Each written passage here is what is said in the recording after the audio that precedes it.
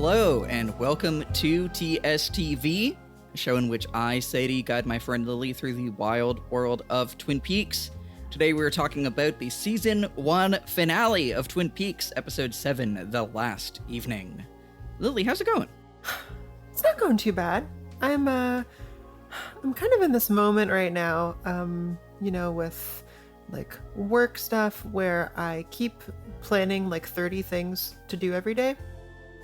But I feel a little accomplished this morning because I did something this week that I've been putting off for literally 5 years. Oh my god. And that is, I got my fucking passport. Oh my god. Wait, girl, have you not had a passport the whole time? No, I never have. I've never needed one. Damn. I guess, I don't know. I got into the US several times without one. I don't really know how that happened. But yeah, I went to the passport office yesterday morning, crack of dawn. Like 9:30 in the morning. And I was greeted by this long, like roped off line that curved in every conceivable direction. And when you enter it, you just walk and walk and walk like a labyrinth. And then once you finish walking, you're back at the start somehow. And there was no one else waiting in the line. And there was no one like coming to get me because I was in the line. So eventually I just left and kind of did my own passport thing. And it was fine. Downright Kafka-esque. It was fucking weird. So this is downtown Montreal, this is where everyone gets their passport done.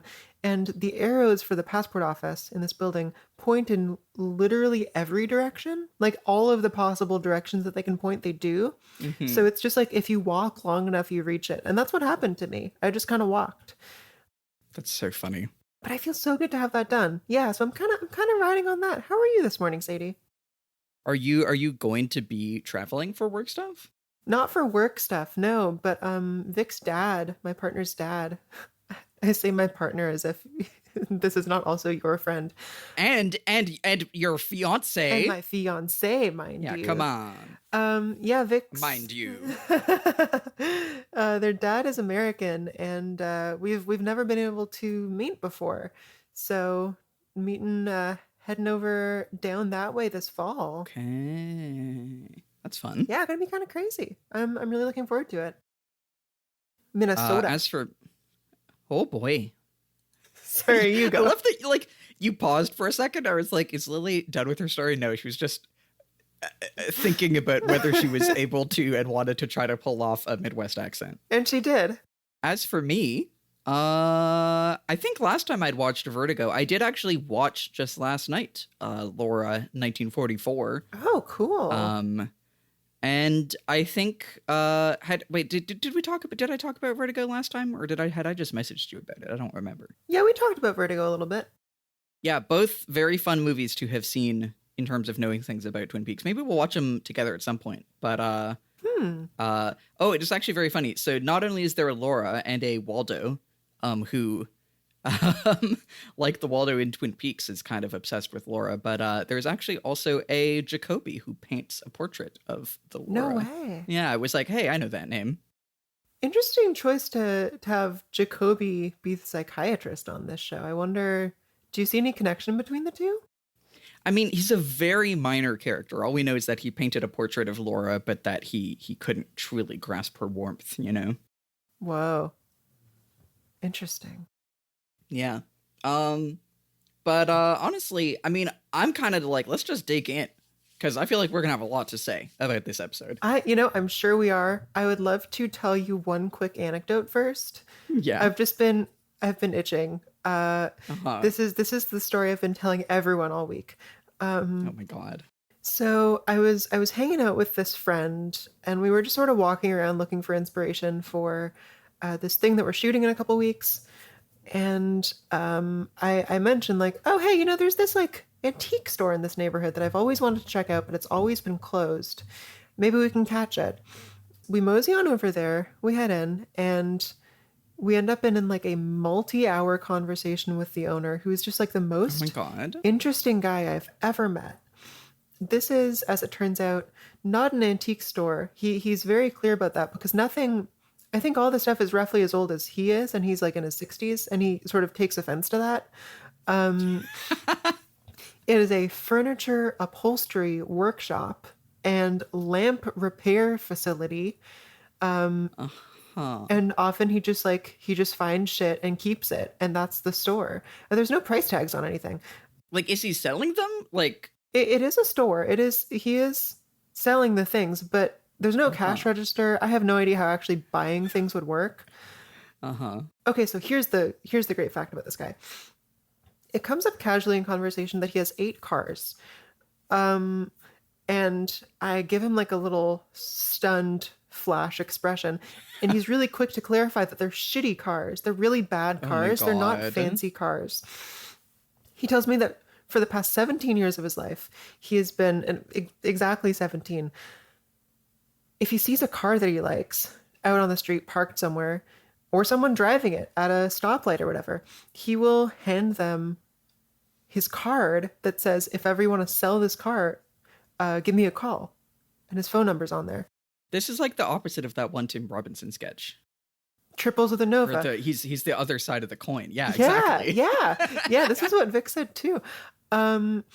So it turns out that this project of his is just buying really shitty cars and then either repairing them and reselling them or just driving them. So until like the week before we spoke, he had 8 cars, and then he sold one of them for $8,000 that he bought for $6,000. He told me it was the first time in his life that he made a profit doing this. Every other time he loses money. I'm obsessed with like the guy being like, no, don't worry, I'm not rich. They're all shitty cars. They're terrible cars. Funny. I love. He was adamant about that. This is like a craftsman, you know. This is not like a hoity-toity guy.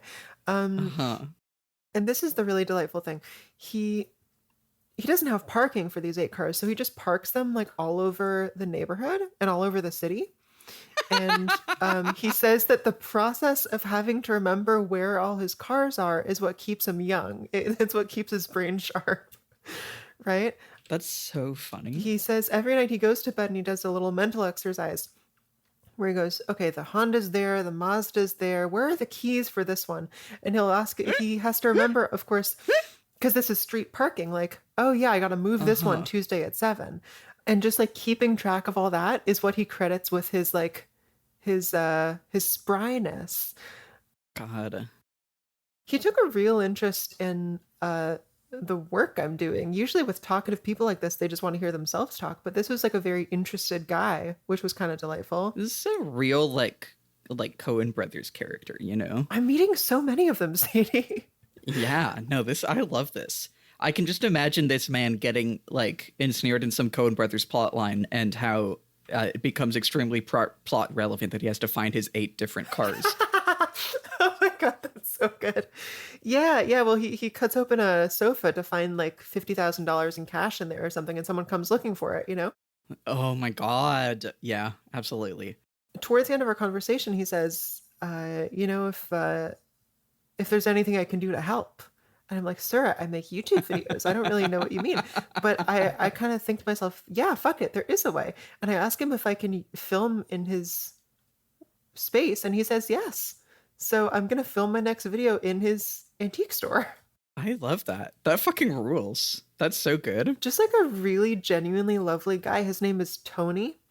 Man, I could go on because we talked for a long time. But you know what? Let's talk about the subject of this podcast. Yeah, so I'm imagining this guy as played by Fred Melamed. Let me look that up. I'm posting him in general. You'll know him. He's Cy Abelman in A Serious Man, and he's in a lot of things. But I love this guy. I'm imagining him running around, being like, "Okay, hold on, where's the Mazda?" Imagine a francophone Italian Fred Melamed. Yeah. Which is like actually the best kept secret of Montreal is that there's Italians whose second language is French and third language is English. Go off. Kind of a lot of the best people. Yeah. Okay. Shall we talk about Twin Peaks? Let's talk about Twin Peaks. Good idea. Okay. So, here, let me pull up the Log Lady intro. So, she takes us away today, and she tells us that a drunken man walks in a way that is quite impossible for a sober man to imitate. A drunken man walks in a way that is quite impossible for a sober man to imitate, and vice versa.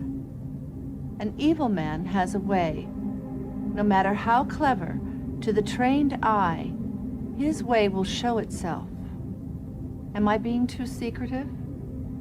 No. One can never answer questions at the wrong moment. Life, like music, has a rhythm. This particular song will end with 3 sharp sounds, like deathly drum beats. What do you make of this? I mean, in some ways, this is definitely the most, okay, this particular song will end with 3 sharp sounds like deathly drum beats is, I think, the most, like, concretely connected to the events happening in the episode that these have been, you know? Yeah, totally. It's funny, I do really like, am I being too secretive? No. Yeah. But then also, one can never answer questions at the wrong moment. It's all like, this feels like almost a contradiction of like, we should be more secretive. We're not being, but also it's good to answer questions. Oh, I thought she meant one can never answer questions at the wrong moment, as in, like, you really should not do that. It's very ambiguous, actually. At the wrong moment, you can never answer a question. Oh, that's really interesting. It really goes both ways. Interesting. Yeah. Bisexual log lady. What do you make of this drunken man thing? My first thought is that, like, this does feel like enticing the viewer back into mystery solving mode, you know? Of saying, like, an evil man has a way, no matter how clever, to the trained eye, his way will show itself. Feels like, come on, you can do it. Watch the show.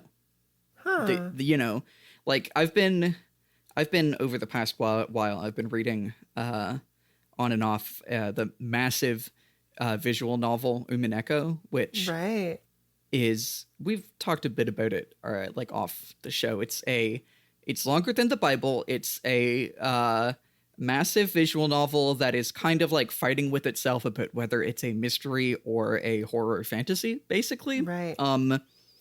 And there are a lot of, like, the first parts of it where I was reading it and I was like, there's no way I'm supposed to, like, solve this as a mystery, right? It seems like just magical shit is happening, but, like, I'm now, like, 6 out of 8 parts through it, and there are parts in it where, like, the narrator is just, like, turning directly to the camera and going, everything is solvable as long as you don't stop thinking. And I'm like, fuck, should I go back and reread early Umineko and be okay, I can solve this as a mystery? Like, it's telling me that I could have, basically, you know? Damn. And this feels similar in terms of saying, like, hey, Twin Peaks is confusing. There's a lot going on. And, like, you know, you and I have, like, we've talked about how they never wanted to reveal the killer. And I go back and forth on whether or not I think David Lynch and Mark Frost, like, quote unquote, knew who the killer was at this point. I think I'm actually more on the side of they did, you know? Okay. From the get-go. But, you know, they'll never tell. And I certainly have said the opposite, like, back in our pilot episode or whatever. But I think that to me, this feels like it's saying, like, you know, look closely. An evil man has a way, no matter how clever. Yeah. I don't know. What jumps out at you? You know, this bit about the drunken man, sort of like the one can never answer questions at the wrong moment, I feel like I can really interpret it in opposing ways. Because to say a drunken man walks in a way that is quite impossible for a sober man to imitate also makes me think, like, you know, the drunken men as the criminals and the sober men as the detectives. It kind of seems like they are not able to think in the same way or piece together their actions. Ooh, you know what? One thing that occurs to me is, like, James as the sober man and Bobby as the drunken man. Oh, interesting. I was thinking of, like, Coop, who we see pointedly, like, pretending to drink but not drinking, but that's also really fun. Yeah, well, I think that too. But in this episode, I kind of feel like after a long time of not having that much to do with James, like, Bobby gets ahead of him and sort of conspires in a way that James is unable to. Yeah, no, I think that is interesting, though, because I think, you know, even, like, we've talked about how part of Coop's character feels like he's, like, so enamored with the goodness of Twin Peaks, and to a degree that it seems sometimes blinds him to the evil, in it. Yeah. I feel like there's maybe something there about, like, he cannot imitate the quote-unquote drunken man. You know what I mean? Yes. Yeah. He can't. Yeah, that's fun. Anyway, shall we get to the recap proper? Yeah, hit me, baby. I'm moving us along because we got so much. Okay, so as this recap will show, there's a lot. Season 1 goes out with a bang, with as much capital P plot as almost the rest of the season combined. And here we go, just fucking lightning round. Jacoby gets the shit beaten out of him. Coop catches a weaselly Jacques Renault with the help of Andy's surprisingly straight shooting, but then Leland kills him. Andy's gunplay gets him a conversation with Lucy, and she's pregnant. Leo burns the mill down with Shelly and Catherine in it. Can Pete save them? Then he gets shot again. Bobby tries to frame James, then plays Shelley Duvall in The Shining. James gets grilled by the cops after listening to Laura's tape with Maddy and Donna. Catherine and Pete kind of make up. Hank is a piece of shit to Josie, but at least he shot Leo. Nadine tries to kill herself. Audrey may have bit off more than she can chew with her do sex work at the high-concept brothel her dad secretly owns plan. Einar signs the contract, and to wrap things up, somebody shoots Coop. What an episode! Oh, that's your finest work yet, dude. Thank you. Let's Thank fucking you. go. What an episode. Seriously. Yeah. I also have some trivia, some little facts. So this one is written and directed by Mark Frost, funnily enough. Who, co-creator and people will, like, the general conception is Mark Frost did a lot of the TV like character writing, and David Lynch provided a lot of David Lynch type stuff, which I think is probably it's less clean than that in reality. Yeah, I would bet. But I gotta say, there was a lot of direction choices that felt really strong this episode. As far as this was his first and only time directing an episode of Twin Peaks. I think, like Lynch, this shows him as a really strong actor's director. There are some expressions in this episode that say so much. Yeah. I'm really impressed. Let's see. There's just some other stuff talking about how much the red was emphasized in the set design, the costume design. This is through it. This is just on the Wikipedia for this episode, but this is emphasized. And it is true. Apparently, a lot of the red hues were really enhanced in post-production, which makes sense. Yep.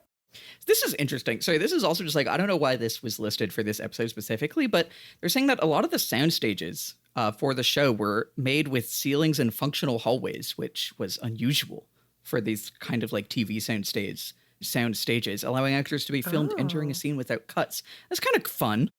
I really appreciate that, to be honest. That feels very, very thoughtful. Yeah. Speaking of sound stages, they actually really did burn that soundstage down. Oh my God. It was apparently in Valencia, Santa Clarita, because they just chose a location because it was far from the tree line and there was no risk of a forest fire, but they they fully burned it down. They had firefighters on hand. Holy shit. Wow. But we didn't even see that much of it burning, did we? There was the shots when Pete runs in, Yeah, I figured that was fakeable, but I mean, okay.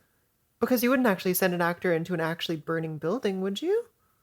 I mean, I guess it's the thing where we don't really see him, he just kind of, I don't know how they did it, but yeah, I don't know. It was real, they got flames. That's really interesting. Otherwise, sorry, this is really funny. There was a deleted scene. I'm just going to read this exactly. This is just from the fan wiki, but this is a great sentence. In a deleted scene entitled Jerry's Wandering Eye, Jerry sits with Heba, who accuses him of infidelity. A girl at the brothel who passes by catches his eye. Come on, Jerry. You're supposed to have eyes only for Heba. Aww. And again, just talking about how popular this was at the time, this was viewed by 22% of the available audience, or 12.6% of US households. Isn't that crazy? TV was fucking huge. We have no analog to how big TV shows used to be.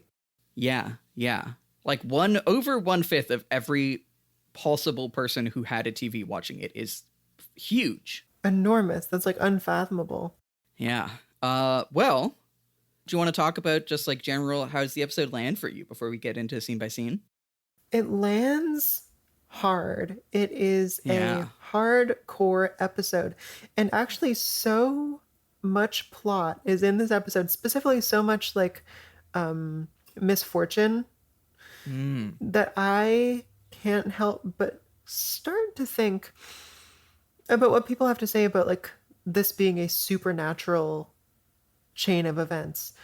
So far, I've been skeptical of that, but so many people die or almost die in this episode that I'm like, Yeah. is the town cursed? Did something take effect this episode? I don't know. Yeah. No, that's really interesting because there's a lot going on. Yeah. What do you think? Yeah, I mean, I'm like, I really like that idea. I think, being in a TV show on the season finale is kind of a curse, obviously, I think I was like really struck, I think, by, and there's like a lot of moments where we'll bring it up. This episode really felt like the cinematography was taking a big departure. There were a lot of like types of intercuts, or even like, right at the opening, we have this like, big, slow kind of like intro pan through Jacoby's office. Yeah. You know how we talked about how some of their performances feel like they're communicating, like, read this as a soap opera or something? Like, a lot of the editing in this felt not soap opera-y, Like, so much of the shot framing, there was like, it was doing a lot of like camera tricks that are a lot more like involved than the kind of like emulating the like one or two camera soap opera like framing, I don't know how I didn't notice this. I hope you'll point them out as we go. I mean, just saying off the top, like, I think there were a lot of really intentional cross cuts from one scene to another, a lot of like match cuts, and it reused a couple times. I think one when we have Lucy listening to Andy with his gun story, and then later on when Catherine walks into the burning mill with Shelly, there's a lot of like the background is focused and then it switches to the foreground is focused. I'm sure there's a word for this as a technique, but like it feels like that's the kind of stuff that the show does not do as much when it's trying to look more like a like one camera soap opera, Yeah, totally. Huh. Very cool. Yeah. So I guess jumping in, we start with this like big panning through Jacoby's office and like the beach like wallpaper that he has. And actually, let me go ahead and check, because I'm like, do the previous episodes, like, have we had like the thing where the actors' credits are overlaid again in the first episode? No, at least not the previous episode. Do you remember if any of the other ones did? Because like we get this pan over his office and we get like more credits of like actors' names. Yeah. I don't know why that is, and it didn't seem familiar to me either, but I could be wrong.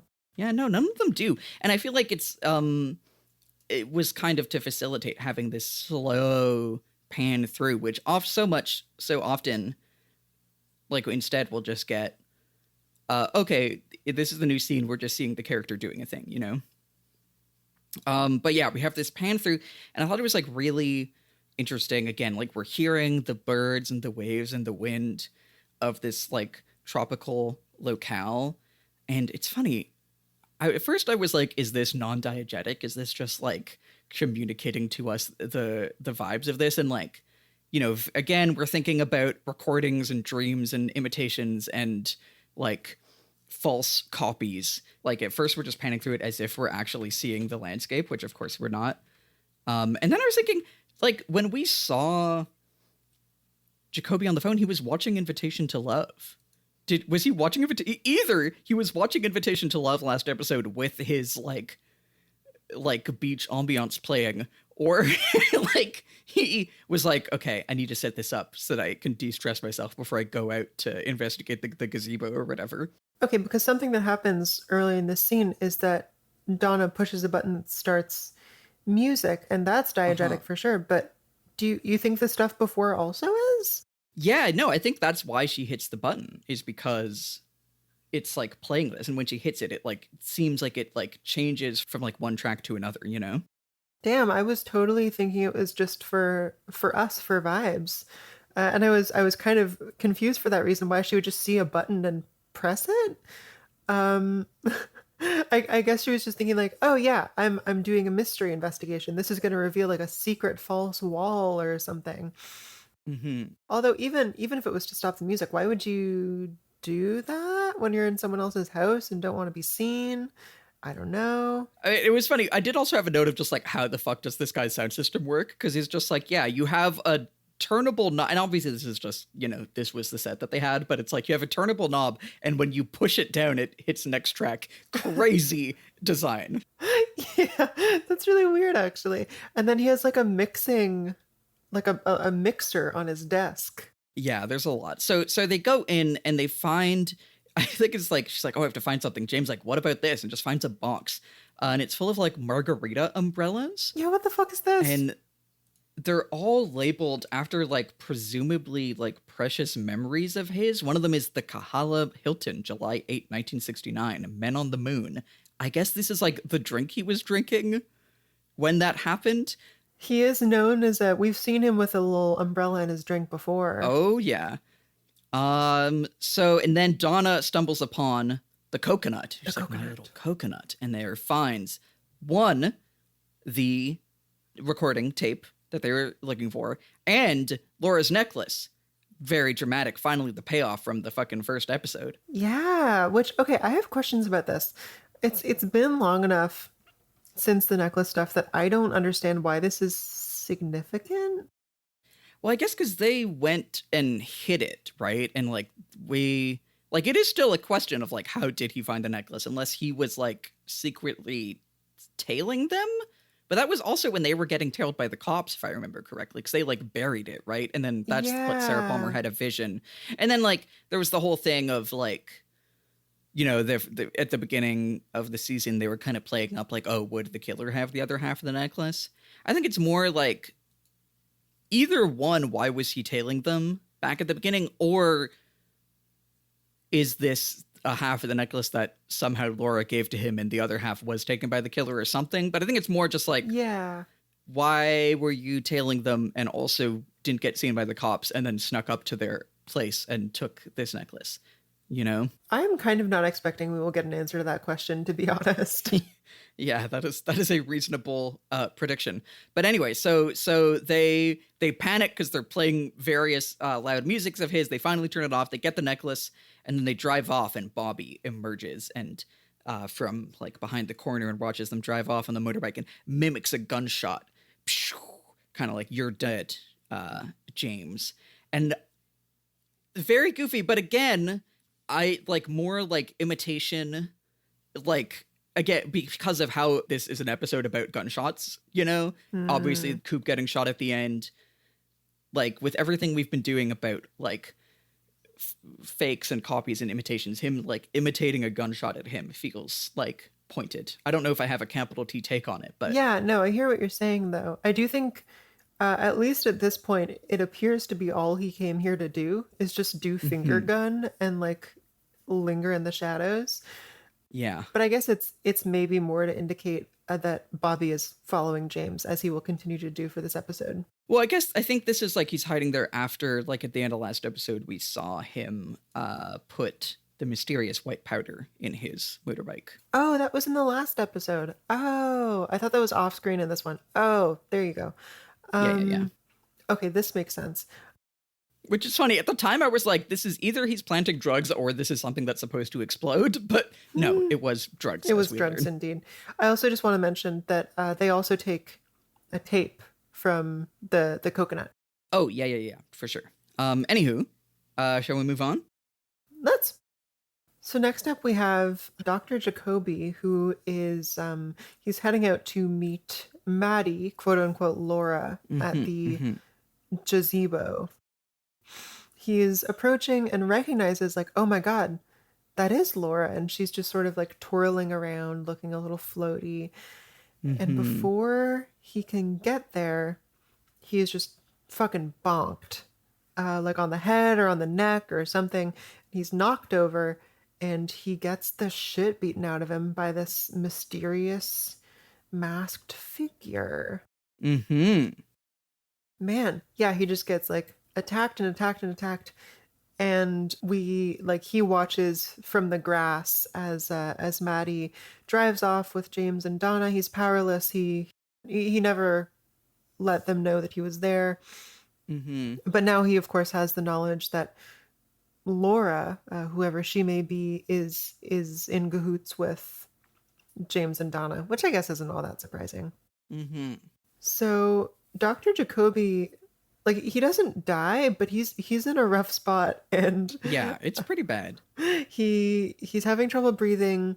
He turns around onto his back, and we get like a long zoom into his eye. It's a crazy zoom. Yeah, it goes deep, deep. It reminds me of there's another shot in an earlier episode that's like it starts zoomed in that way on like a crow's eye or something, then comes out. Oh, yeah. So I'm kind of confused at this point because like he's no longer getting beat up, but he looks like something bad is actively happening, and it turns out he's having a heart attack. Yeah. And like maybe getting beat up can do that if you're, I don't know, 45. I guess if you also just saw what seems like the ghost of the dead girl that you were sleeping with, I get it. Okay, yeah, he's having a bit of a rough night. Yeah. I want to shout out, like, I put a screenshot of the show notes, but because he was wearing his like crazy like detective tie, and he did throw on an overcoat to go out. He has never dressed normal in his life. Like, he's sneaking out. And so he is saying, like, you're at the gazebo, then why did you tell me to go to Sparkwood in 21? So I guess these are different locations. I guess they were just going to send him to go to, like, nowhere. Which makes sense, because I guess this gazebo isn't really at a intersection. Which does raise the question, why did they leave her here alone? I guess, I don't know, they thought she didn't want to go and sneak in his office or something. Yeah, but he probably. but also again, from Jacoby's perspective, he's like, okay, I've deduced that she's not where she said she is. I'm going to go here to sneakily observe. I better put on my overcoat with a bunch of tropical flowers and fish and ocean waves. Like, It's insane. Can we actually just describe this outfit in full? yeah, On his lowest layer, his like shirt it looks to be like sort of a white dress shirt, but there's no collar. It's more like a white turtleneck. that's true. Yeah. Around the top of which he has this insane tie that would give like +1 to Inland Empire. Yeah. No, this is a real Disco Elysium outfit that he's wearing. In keeping with that, it looks like it smells bad. The tie over the turtleneck is crazy. It's nuts. And then he's also wearing a jacket or like a button-down top over that. And then he's wearing like the Hawaiian Overcoat. colorful overcoat. Yeah. It's awesome. He's a randomized sim. I love this guy. God, I just noticed that does he also have an earring or even two? How have I never noticed that about him? He's wearing like a hoop earring. Well, this guy knows how to party. Has he always had hoop earrings and I just never noticed? I feel like that is not a choice. I don't think he got his ears pierced like in the last couple weeks, God, I feel like it's the thing where like you kind of do need to like go through and like, because whenever he shows up, there's just so many costume elements that it's like a like Hieronymus Bosch painting. It's impossible to discern any one detail, That's great. Yeah, he's got these big hoops. They look sick. I'm not gonna lie. And yeah, so like, we were saying last time, like the decision to leave Madeline here, we can be kind of like CinemaSins plot hole about it, but it does also like, it feels, they do show up and take her away, but it does feel like she was left for dead, basically, Oh, damn. Well, just like, again, like in terms of she's alone and multiple figures are watching her and she is dressed like the woman who got killed, there's a lot going on. Yeah, and I'm reminded of how they're meeting in the diner previously. She thinks that it's going to be like a friendship social call, but then it is purely like, we need you for this thing. God. Yeah, it's true. Like I made a note later, like we don't really get that much Madeline interiority. And she is kind of like, even James and Donna, even like in the way that they were like, Laura getting killed is about us. They are kind of self-absorbed. Like similarly, they're like just using Madeline a lot. Yeah. They are just saying like, you are going to be our tool for our little romance investigation that we're doing, They do not seem very interested in like what she wants or is getting out of it, Yeah. Yeah, it's sad. This feels like the only connection she really has in town because, obviously Leland's not really available. Yeah. Yeah. And yeah, I love the end of this scene. I guess it makes sense that he's having a heart attack, which is why, because it was like, does this crazy zoom on his eye and it's playing this like massive percussion sound, which then like his eye like crossfades to the roulette wheel. This was one that really stuck out to me as like a, So cool. yeah. Well, and like just the dun dun dun, like that's playing is like crazy. Yeah. You want to take it from here? Yeah, absolutely. So we crossfade to the roulette wheel. Let's see. We see Big Ed has lost another bet and Cooper wins again. And he gets like a little whisper. I think I forget what if he replies, but the implication is like, if you are, because he's winning, he's been potentially invited to the brothel part of the casino.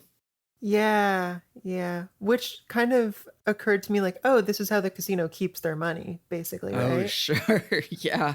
Like they don't invite you if you're losing, but if you're winning, they want that money back.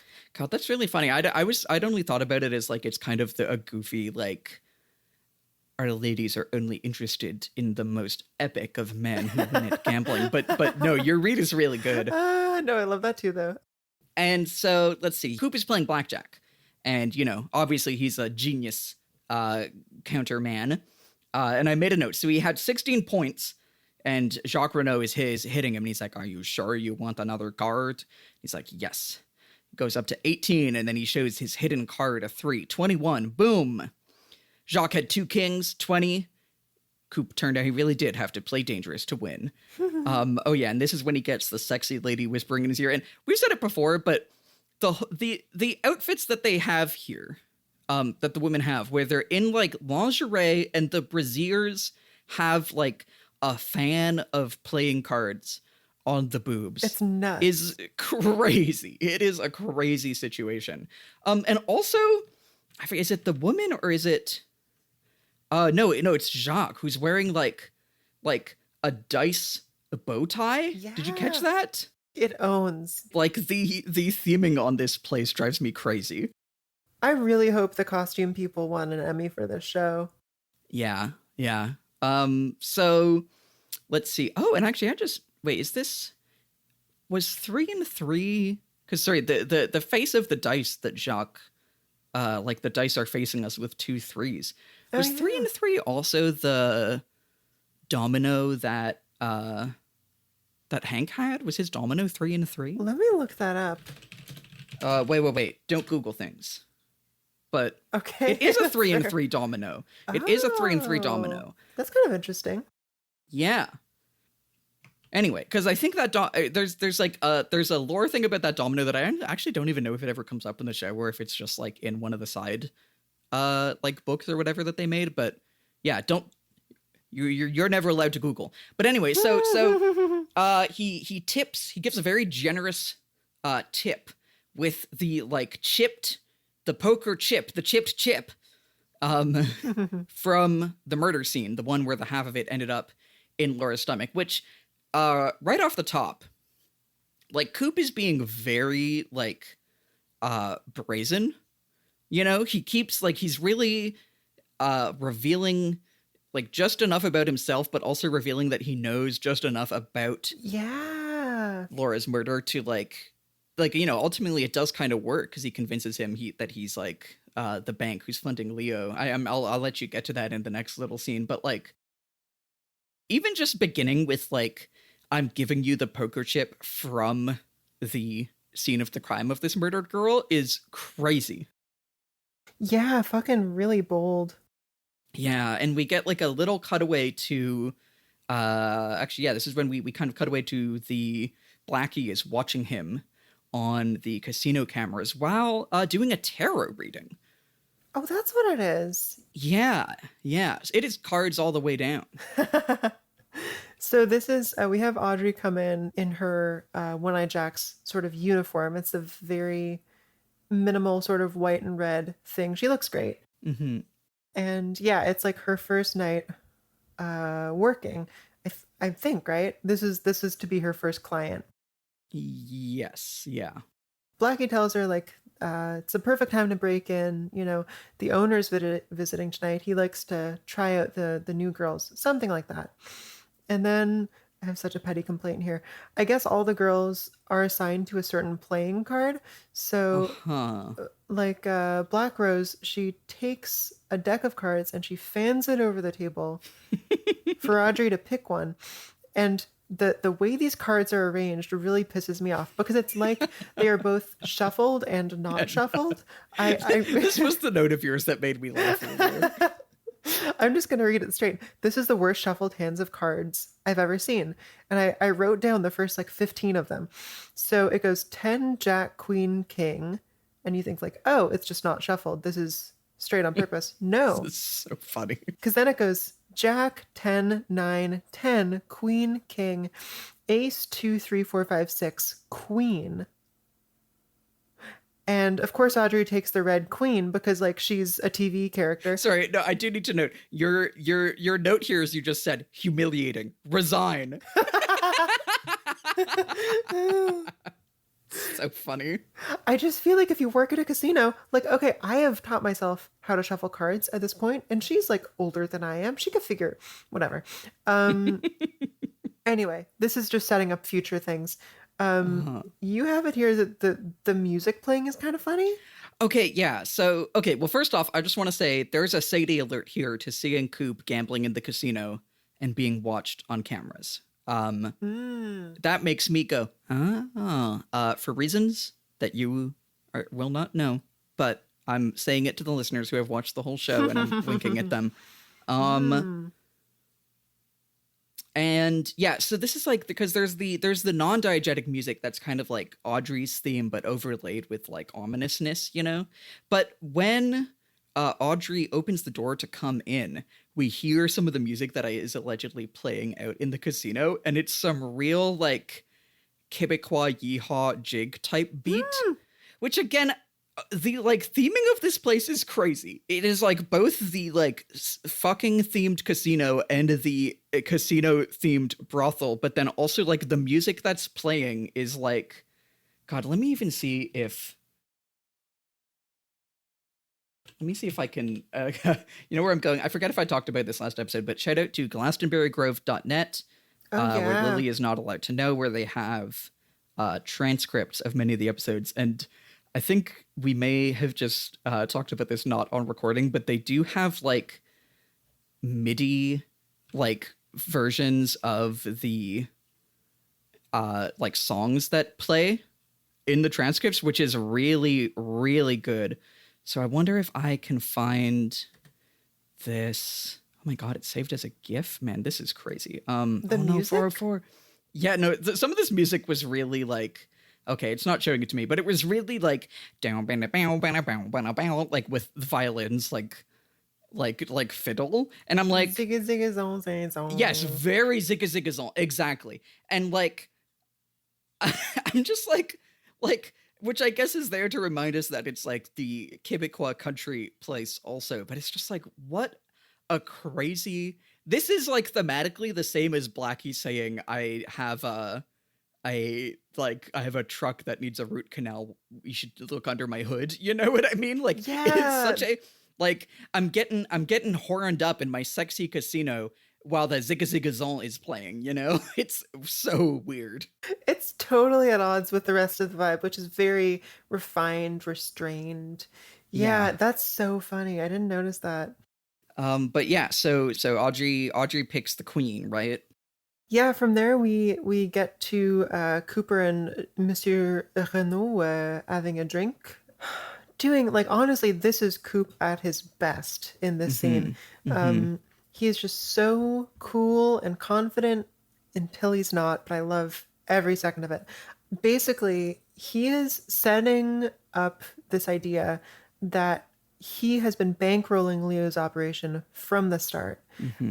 He is doling out little pieces of info here and there that make it seem like he's withholding details on purpose, but we know that he is actually just looking for details. He says I know all about the night at the cabin. Leo told me all about it.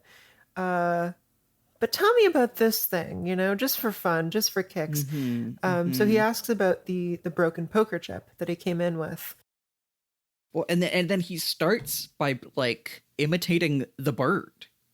Oh yeah. It's like Laura, and that's what makes like Jacques start to run up, and then he grabs him. He's like, calm down, and like says like, I'm the bank. Did you think Leo was really funding all this? Which, okay, with everything we talked about, like last episode about all these like layers of imitation, to have Coop then imitate Waldo here is crazy. Yeah, God.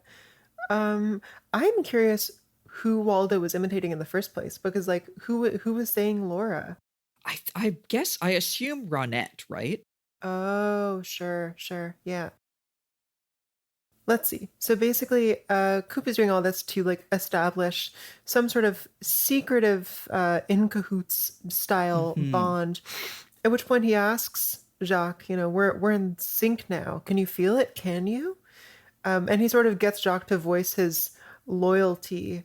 And that is like the foundation that the rest of the scene is built on. He's like he's hypnotizing him, Yeah, that is really how it felt. So we learn a bit about what happened that fateful night at the cabin, and I don't remember this in great detail, but essentially, I can kind of take over with because I took some notes if you want. Yeah, sure, thank you. So I think like it starts where he's being like, oh, I know all about it, but just for fun, what happened with the bird and the poker chip? Like I was like, I'm just curious. I'm just and we see like Jacques takes a big drink, and we see Coop like pretend to drink but doesn't. This is what I was thinking about with the long lady. And so Jacques starts to say like the bird had a thing for Laura, like he's in love or something. And actually, this I did make a note when I watched Laura 1944 last night.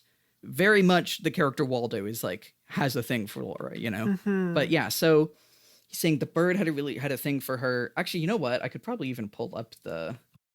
Honestly, do you want to just watch this together? And I feel like this could even go into the episode because this is like a great little scene. Yeah, great. I'm curious about the chip. How'd that happen? Who was that crazy bird? Bird. He had a thing for Laura, saying her name all the time, like he's in love or something. So we're all partying. Girls are all getting pretty high. Everybody's pretty crazy. You, Laura, and Ronette. Leo lets Waldo out of the cage, and the birdie lands on her shoulder. Laura, she's all tied up. Oh, she like that. The birdie starts picking on her shoulder, picking like love picks or something, you know what I mean? So Leo, he's doing a number on her. But Laura, she's screaming about the damn bird. So Leo takes out a chip, puts it in her mouth, and says, "Bite the bullet, baby. Bite the bullet."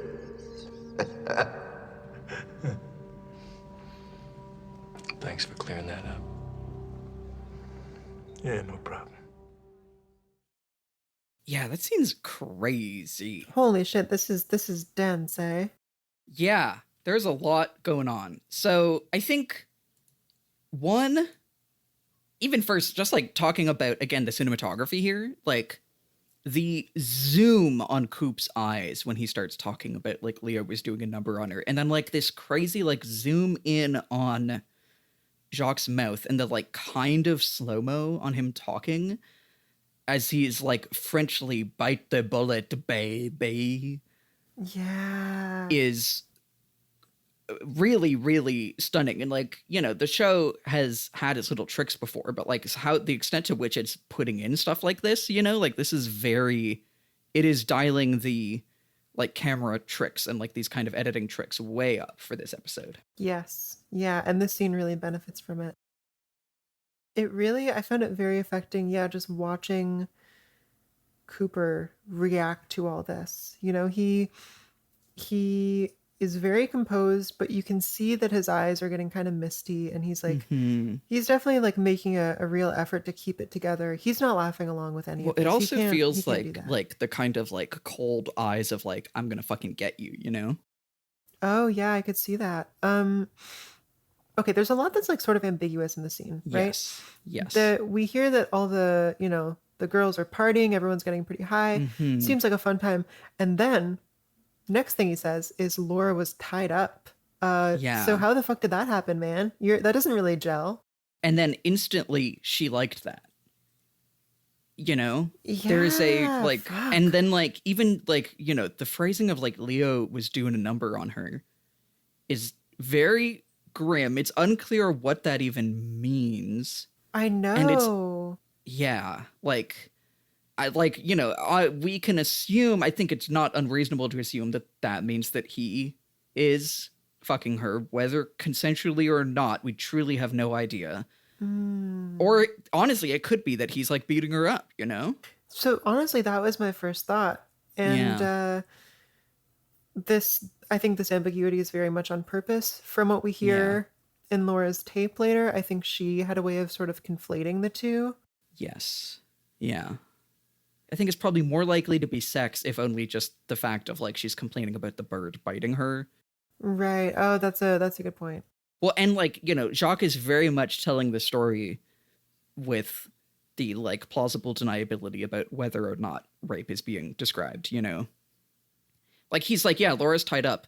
Instantly, she liked that, Yeah. The first thing he wants to do is go in and say that Laura wanted what was happening, Yeah, totally. And also right after saying that they were getting really high, it's, I say consensually or not, but I think it is, abundantly clear that whatever was going on here, I think it effectively, even in a situation where Laura is nominally I would like to do drugs and have rough sex, this is still on the sexual assault. You know what I mean? These are much older men who are getting her high and tying her up. Yeah, and they have guns. This is, I think I want to be clear because we're talking about the ambiguity, but at the very least, this is not, capital C consent, Yeah, there's no version of this that is acceptable. Yeah, it's just a question of how in control maybe Laura thought she was or felt. I don't know. Yeah. Well, and even him saying the bite the bullet is if she was biting this poker chip enough that it cracked and she swallowed some of it, that's really biting down, that I think does not happen unless you're in substantial pain. And again, even if this is a situation in which Laura is I would like to get high and get tied up and have rough sex, I don't want this fucking bird attacking me. And he's well, whatever, bite the bullet, as in endure this, Bite the bullet, but also as in die, right? I mean, that's what that traditionally means. Yes, it's really, and again, I'm always astonished. I think I'm always so struck by how the show spends so much time in camp and in even when things are serious, there is still an air of campiness. And as soon as we get into any of the details of what Laura was going through, it is truly a different genre. It is just fucking grim. That's what I keep calling it. But it's Yeah. I don't know. Did you have more thoughts on this?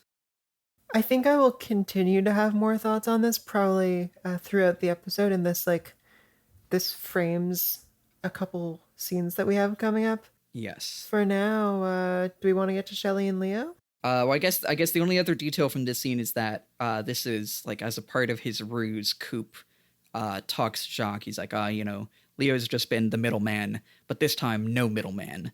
And I think he's going to give him 10 grand, half now, half on completion, to bring a bunch of drugs to a plant, a factory or a water processing plant across the border, as a means to get him in the US and sting him. So, speaking of Being in a different genre. Yeah. So we see Shelly is like washing her hair in the kitchen sink. She has on the counter next to her, she has a towel and her gun. And the way this is framed of like, we see the towel start to be dragged away from her out of shot. And she like reaches to get it. And then when she realizes it's not there, that's when Leo like grabs her and covers her mouth. My first note is just leave her alone. Yeah. Get a job. And like the way he says, like, I think the first thing he says is, you made me do this. Really, you know, this goes in a different place, but this feels like a prelude to rape. It's very grim also. And honestly, even just like getting this after like everything we just heard from Jacques, I think really paints it differently, you know? Like we know that Leo is fucking like he abuses his wife and kills people and stuff, you know? But I think again, so much of that violence has been through kind of like generic genre lenses that paint it in a certain light. Like, you know, when he kills fucking Bernard, that doesn't feel as heavy as like the recounting of what Laura's going through, you know? No, I totally agree. Yeah, and also that's definitely part of why him like restraining her is so visceral. I mean, just like a very clear parallel. Yeah. And we know that this can leave a person dead. Yeah. Yeah. The stakes are obvious. Well, and like my big note is it is shot like a horror scene. Like, you know, him slowly dragging the towel out of her reach.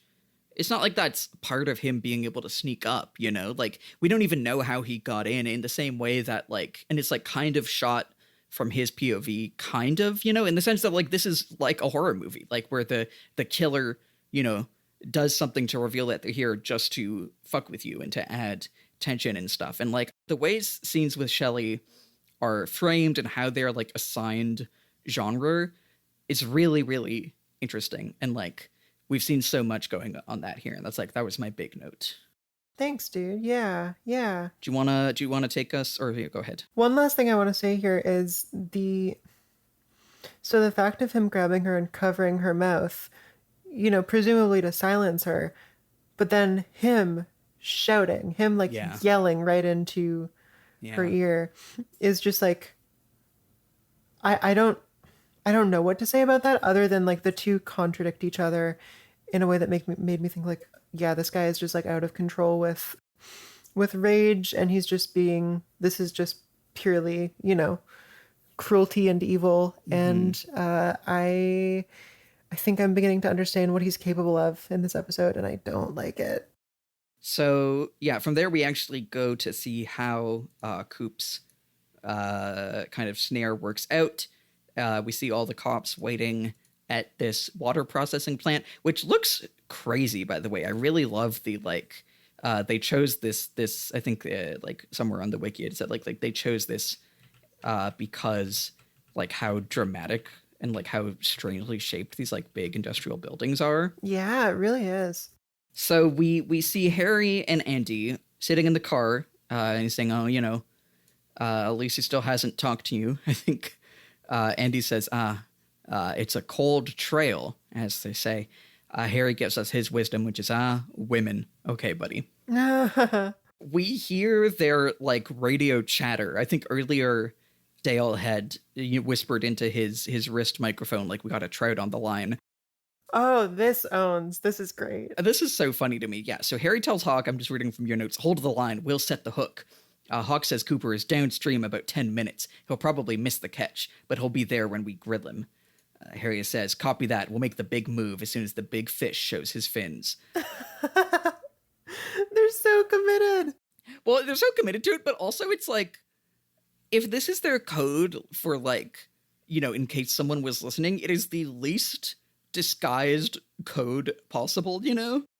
Oh, and then also in this scene, the like crazy percussive, like distance percussive sounds that we heard during Jacoby's heart attack are here diegetically, and it's like where it's the same kind of like tong tong. It feels like it's coming from this facility or factory or whatever.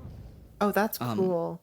Yeah, it was really cool. So basically, Jacques pulls up, all the cops surprise, you're under arrest. He tries to steal, apparently the name of the guy is Deputy Fred. He tries to get his gun, and it looks like he's gonna be able to, make a break for it, but blam! My note says, holy shit, Andy with the shot. Andy gets him. And then my other note here is just like, Andy's hair is so funny. Yeah, oh my god. It's like, have you seen Taxi Driver? No, I haven't actually.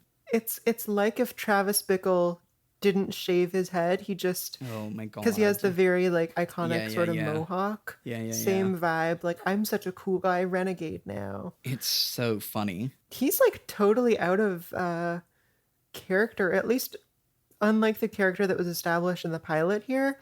Mm-hmm. He is totally like cool and collected to the point that his acting feels wooden, like Yeah. he's just like playing cop role. Mm-hmm. I'm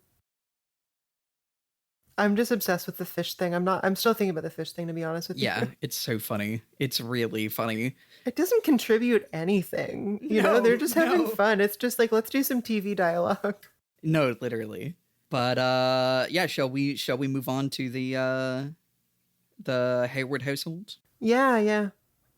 It's nuts. No, seriously. Okay. So in this scene, we are back at is it Donna's family's house? Yeah. They're sitting in the kitchen and they're listening to the tape they found in Dr. Jacoby's coconut. We've heard this tape before, I believe, right? Maybe not the whole thing. Yeah, I think it got cut off at a certain point. Yeah. And so in this, she says, "Hey, what's up, Doc? It's Laura, in case you haven't guessed. It's Thursday the 23rd, and I'm so bored. Actually, I'm in kind of a weird mood. God, James is sweet, but he's so dumb. And right now, I can only take so much of sweet." And at this point, we see James again heartbroken at this sort of side of Laura. And I think this is where we, like when we first heard this in the pilot or first episode, I think this is where we stopped hearing things. Yeah, that sounds about right. James at this point is doing the James face, which is like pointing his chin down but looking up like a little puppy. He's literally little puppy dog face, yeah. Yeah, he really is. And like, it's kind of getting old for me personally. It's kind of been his one trick, but this scene, I think, on the weight of this like betrayal, he sort of changes, and I hope it sticks, but we'll see. Anyway, to continue with the voice memo, the voice memo. The voice memo. So Laura continues, "Hey, remember that mystery man I told you about? Well, if I tell you his name, then you're going to be in trouble. He wouldn't be such a mystery man anymore, but you might be history man." And then, holy shit, this, eh? Yeah. I think a couple times he tried to kill me, but guess what? As you know, I sure got off on it. Isn't sex weird? This guy can really light my FIRE, as in red Corvette. And then her mom comes in and the tape ends. Yeah. Well, there's a lot here also. Holy shit. Yeah, let's unpack. First of all, the red Corvette thing, right? Uh-huh. I don't remember a red Corvette, but everyone in this episode seems certain that is indicative of Leo. Well, this was like the clue that Jacoby gave Coop. Remember when he was talking to him, and he was like, I can't reveal things because of patient privilege, but he says that he saw Leo driving in a red Corvette. And then remember, we saw Leo's red Corvette when he met with Ben Horn in the woods. And Ben was like, "Oh, nice job bringing your big red sports car, Oh my God, yes. Oh, there it is. It is kind of funny to think about. Leo's like got his big fucking truck and then his red Corvette. And these are the two vehicles that he has. He's a car guy, Yeah. There's a lot. Because like, it kind of makes me wonder, how pointed or even maybe like self-serving, like self-interested it was for Jacoby to give this clue to Coop. Because obviously he had this. Maybe he really does think that it's Leo. But Well, even just like, yeah, this guy can really light my F-I-R-E, as in red Corvette. I guess fire is red, but it's a strange way to say it. And it's, again, with how much this show, like, fire as a symbol is all over this fucking show. Obviously, this episode, you know, the fire walk with me. We've had the log lady telling us about fire as a destructive thing. I think it is really important, I think, that this is the way that, and like, you know, spelling it out, F-I-R-E. The red Corvette almost feels like, you know, that's what maybe Jacoby or James is like locking onto as the clue about who it is, you know, but that feels like an afterthought to me. The fire symbolically feels like the big thing here. It's very pointed considering this is the episode in which Leo becomes an arsonist. Well, yeah. Well, and even just like, so her phrasing of like, hey, remember that mystery man I told you about? Well, if I tell you his name, then you're going to be in trouble. It's unclear to me if the mystery man was like, she didn't know who the mystery man was and now she's learned it, or she knew the whole time if it was Leo or whoever and just wasn't revealing it because I guess she thinks that he would kill Jacoby, you know? Which I don't even really understand how that would work, how Leo would know that Jacoby knows, but yeah, I may be overthinking that. Do you think the mystery man is Leo, or do you think the red Corvette is a, oh my god, guys, red herring? No, I'm like all but certain that it's Leo at this point. I mean, we know they were involved honestly somehow. Yeah. And I'm saying this just out of watching the show thus far. I think it is a very, like, the way David Lynch writes mysteries, to have the big clue be the red Corvette. And like, I genuinely think that might be a red herring. Just because of like... That would be nuts. That would be such a bold thing. This is the only unambiguous thing that Laura has ever told us. A corvette. I'm looking up corvette to find out if it's somehow the name of a fish. Oh, it's a small warship. I'm like, what's the etymology of corvette? Corvette comes from French and means a basket or a small ship. Okay. But interesting. And of course, it's a very iconic American car. Yes. But it is technically... before that, a type of boat, which goes into the water like fish. Yeah, that's true. Like percolator. Whoa. I see where you're going with this. Oh my god, it's Josie all along. It was. Oh, actually, that I was just thinking about red. One of the other notes is that the Hayward house is like one of the only places that they didn't play up the red hues in the set design, because they wanted this to be one of the only places that feels more like a quote unquote real house. Like, it's very like, there's a lot of yellows, you know? I don't know. Just an interesting note. But yeah. So your money is, you think it's Leo. And do you think that she was hiding his identity, or do you think she didn't know it was Leo and then found out or something? So I don't remember if we have heard about this mystery man previously. So like maybe if I recalled a different like scene, I would change my tune here. I don't think we have. Okay, yeah, I'm pretty sure that she knows who this person is. I mean, if they're... Well, I think she knows now.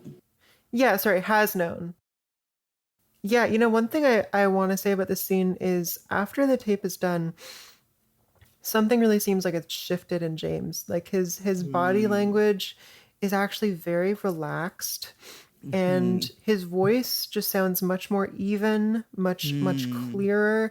He actually like seems to be at peace with this somehow. And I mean, this is the second time that he's been sort of crossed by Laura on tape, and maybe he's just like abandoning the idea of her in the scene, or the idea of them as a couple. Yeah.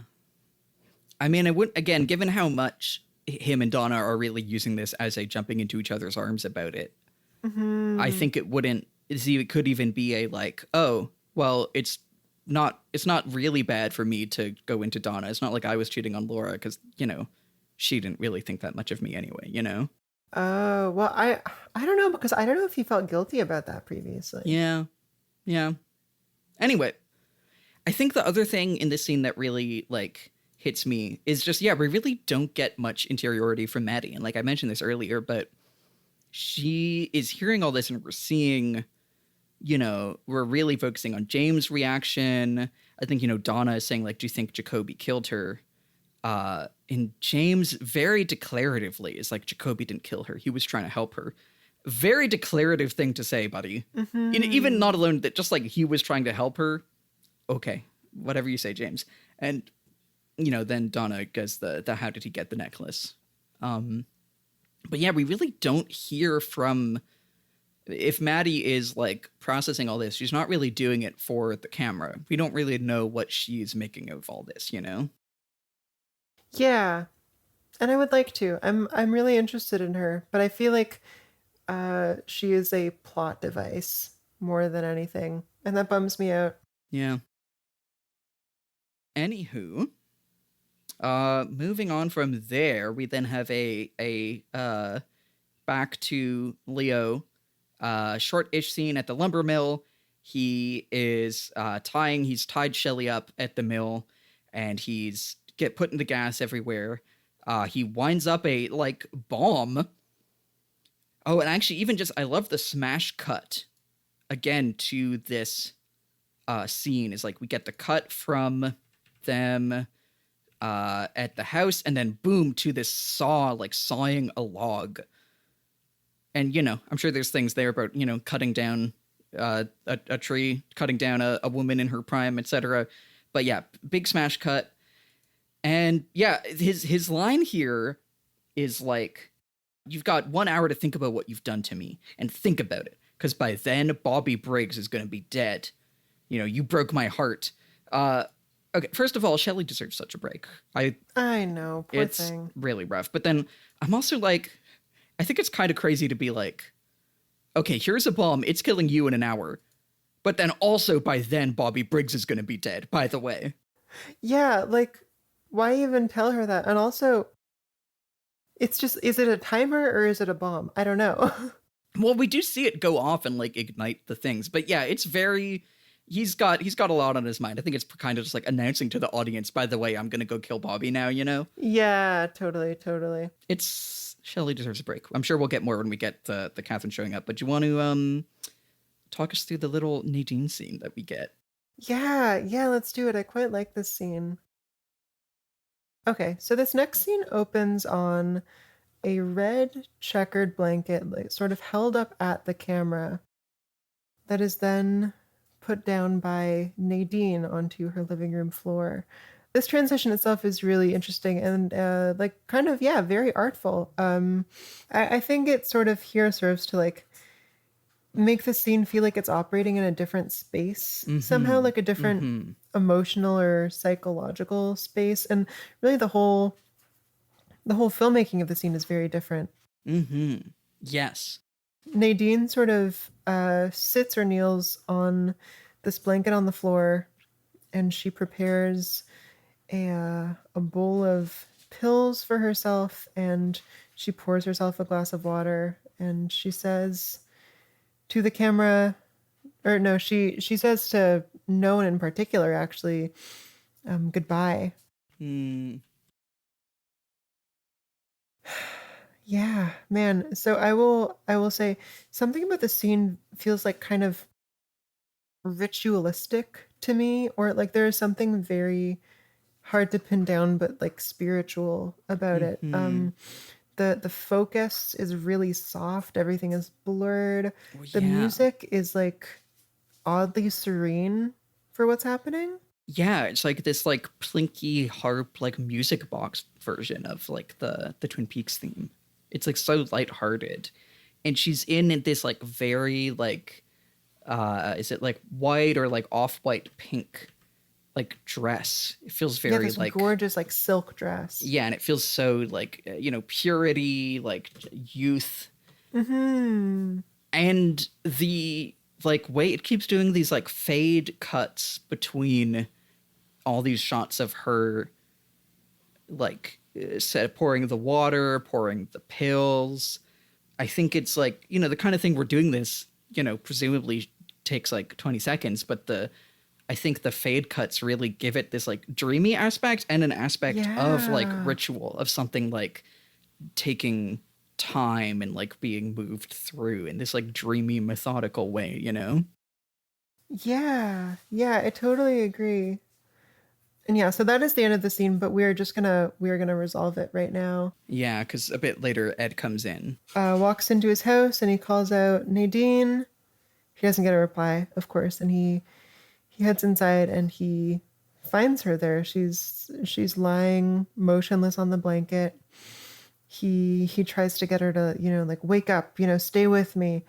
And he places her sort of in his lap and he strokes her hair and he phones an ambulance, says, my wife took pills, please come quick. And this is like a sort of intimacy that we have not gotten from them in this show. And definitely reminds one of the similarly cold relationship between Catherine and Pete, which also has this sort of like inversion in this episode. She's just like very feminized in this moment and very like cared for. And I mean, of course, Laura comes to mind, as like... It's really interesting, I think, because like a big part of Nadine and her character has been that she is like not traditionally feminine. And I think, arguably the show, I think, might see that as a failure in some ways, I don't think the show hates her, right? But I think that like part of her like lack of traditional femininity is, I think, part of why in this like traditional conservative like soap opera logic, she's not a good wife for Ed, Interesting. Man, that's sad. Well, and I don't know. I'm really intrigued by that you pointed that out, because like it almost reminds me even of what we were saying about Audrey, who was like trying to assume this like investigative role, kind of this masculine role, right? If we read it as her trying to be like Cooper, and that the only like opening for her to actually do that is to be ultra feminized in a way that makes her a victim. I think that there's something going on here too with like that. It's like the only way for Nadine to be the wife that Ed wants is to be feminized by this suicide attempt, Yeah, I'm thinking about that, especially in the context of Laura saying that she gets off on the chance that someone might kill her as like a gender affirming thing, Yeah, it's a lot. I'm also really struck by your note that like that this does feel like a part of like some curse on the town, that like everyone is injured or killed in this episode. And like, Nadine, the last time we saw her, was having a tough time with her patent, but like this suicide attempt does feel like such an escalation, right? Well, yeah, and like it does feel kind of dictated, like and again, we can read that as like dictated by having a season finale, but it does also feel like there is a curse on the town tonight. I don't know. I'm curious, like this struck you, like how diegetic or literal do you think that is? Like as a supernatural curse, I am open to any possibility on that front. I mean, we're thinking about technology, about cameras as sort of something that possesses this adverse evil magic anyway. So even if it is just like an exigence of having to make a season finale, that still sort of resonates for me. The season ends, so we need to kill you is like that is the same curse probably. Yeah. Whether or not it is like textual to the show. I love it. Okay. Shall we move on? Yeah, let's. Okay, so it's time for Hank to be a piece of shit. He is at the Martell Lodge or whatever it is, and he says, "Oh, great!" He gives him $90,000, but he starts to be a little shithead. Let me find the exact he starts giving her a little shithead speech. So he says, when you're when I'm in that concrete box, 90 grand seemed like all the money in creation. It kept me going. But now that I'm in the world, it seems kind of light. Josie says, we had an agreement. The implication is that, well, he does kind of say this later on explicitly, that he went into the joint for manslaughter of his supposedly hitting this vagrant with a car to avoid being implicated in murder. The only thing that I can think that works is like, I guess he killed Andrew ? And then did they disguise his corpse as the vagrant that he hit with a car? Well, I don't know, because when he's talking about Andrew, he is making the point that like actually you can just die randomly. So I kind of felt that was ambiguous. Like maybe Andrew actually was killed in a random accident. Yeah. Well, I kind of read that as him bringing that up to like be like, by the way, I know about that, Oh, sure. Was it being sure. like, yeah, it was so random that happened. Isn't that right, Josie, Oh man, I'm going to be kind of disappointed in the show if it turns out she killed her husband. Yeah. I genuinely do not remember. So this is another one where I am just in here with you. That's awesome. Yeah, so he went in for manslaughter to avoid being implicated in a murder that he totally committed, he says, right? Yeah. Which is, it's the only way that I can think about this is that if they killed someone and then disguised that person as a vagrant that he hit with his car. I don't understand. I don't know. Well, you go ahead. You tell me. Well, I was thinking it was two separate killings. Like one that was maybe the subject of an ongoing investigation and a little more like official capital M murder. But I don't know. It's so... Well, I feel like that's because like if there was a murder, why would he need to also hit a... You know what I mean? Like they could just hide the murder body. It either way. It is very like... I think a lot of this stuff, it's working in very intentionally in the kind of like soap opera plotting space of like come up with a dramatic idea and rationalize it after the fact, Sure. Or at least that's what it feels like. And, I feel like sometimes maybe I'm a bit fast to be dismissive of this stuff, but like it's whatever the situation is, it is bizarre and convoluted of why he needed to pretend to, or hit a guy with his car in order to not, it's whatever it is, it's strange. Yeah. And okay, I will say one thing that solidifies for me that the murder and the manslaughter are separate is that he seems to be motivated in asking for more money by his fear that he will get found out for the murder after the fact. Yes. I mean, also that also just honestly seemed like I'm sure he feels that fear. I think that is also just him saying that but now he knows that this is something that he can use leverage on Josie. Like, Yeah, this makes sense. So you have a screenshot in here of him. Well, wait. I didn't get into his stupid Oriental philosophy. So he's saying we're all born into life and we have a certain number of years to move and breathe and have our vein. That's from a book on Oriental philosophy I read when I was in the joint. Shut up. So basically he's saying like, oh, wow, 18 months. Basically he's saying a bunch of bullshit. And I think him being like, oh, I could get caught for murder is bullshit. Sure, maybe he does feel that fear because if you killed someone, you probably would. But like, I think this is bullshit of him just being like, well, Josie, you should really give me more money. Yeah, I think he just wants more money, right? Yeah. And I absolutely think that him bringing up, oh, that boating accident that killed Andrew is saying like, I think that's him saying, I killed Andrew because you paid me to.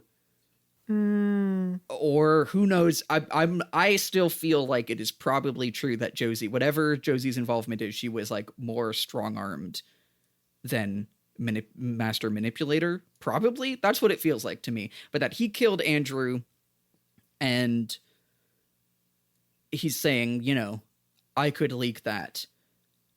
Give me more money. Slash... that's what it feels like to me. It is extortion for sure. Sorry, a thing about the Oriental philosophy.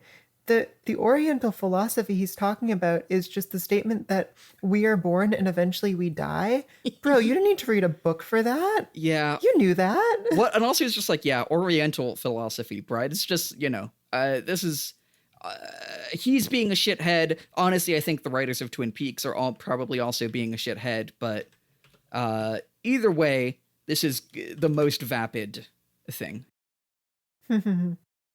And anyway, so yeah, we get this shot where she's kind of walked off and he's standing like underneath this deer's head that's mounted on the wall, so it looks like the horns are coming out of his head. Wow, the devil.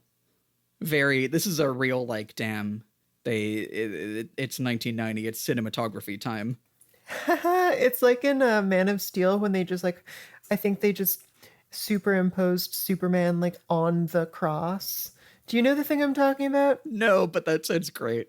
It is a moment in Man of Steel where he is just saying something Jesus-y and standing directly in front of a picture of Jesus. Oh my god, that's so funny. It's on the nose, but actually, okay.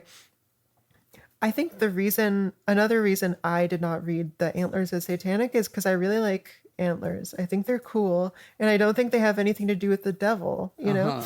I've actually been thinking since finishing Disco of what if I got little antlers tattooed on my collarbones? Oh, that's fun. I think that would be fun. I feel like I think the show thinks that this is the devil, you know? Oh, yeah, you're definitely right. Yeah. So anyway, yeah, he's basically, this is all just him imperiling her and saying, hey, you should give me more money. He's like, oh, we got a saying in the joint. It's not Oriental philosophy, but it's once you're in business with someone, you're in business for life. And then he kind of like grabs her hand and forces her into like cutting both of their thumbs, like blood brothers handshake. Go away. Yeah. I hate this guy. Oh, and he does say like we're in it for life, like a marriage. Again, the threat of sexual imperilment is very present in all this, you know? Totally. It's just another way of saying I have all the power. There's nothing you can do. Like, yeah. Boo, fuck you. And again, I think the extent to which I don't like the show putting Josie here is informed by my experience of the show as a whole. And it's like one thing, I think it's the thing where like, it's not that I think that the show shouldn't put Josie in a bad situation just in general, because like, the show is also about putting Laura in a bad situation. And I think that stuff is great, you know? But I think even at this point, and I will say this is like kind of a spoiler, but I think it gets worse with Josie generally. But I think that the show has like an incuriosity to a degree about the suffering that Josie has put in the way that like the show is very curious, obviously, about Laura and like very invested in her suffering and like fleshing that out, you know? And yeah.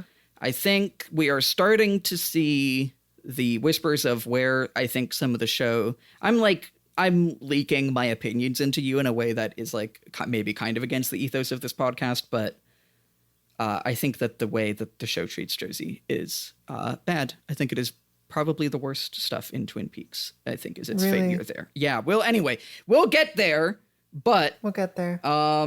Even here, I think we're starting to see it a little bit. But so the final thing here is that she like wipes the blood from their like blood pact on her lips, like as if it's lipstick, and he sucks it from his thumb because this guy loves sucking off. Listen, he's sucking off the domino, you know? Oh, that's true. Yeah, he's just into mouth stuff. Yeah, he loves to threateningly suck something off, you know? And on Josie's end, the smearing the blood on her lips like lipstick, I just know that David Lynch was like, I'm a fucking genius. Yeah, that's so cinema. funny. I thought of something. Yeah. And I don't actually like it very much. I don't know. It feels kind of misogynistic in a way I can't pin down. I do agree. But so from there, let's see, we have... Oh shit, I just thought of something about that though. It kind of does line up with the, being an object of violence as gender affirming thing. That's true. And we did get that. Yeah. I still think I don't like it, but that's something. Yeah. Anyway.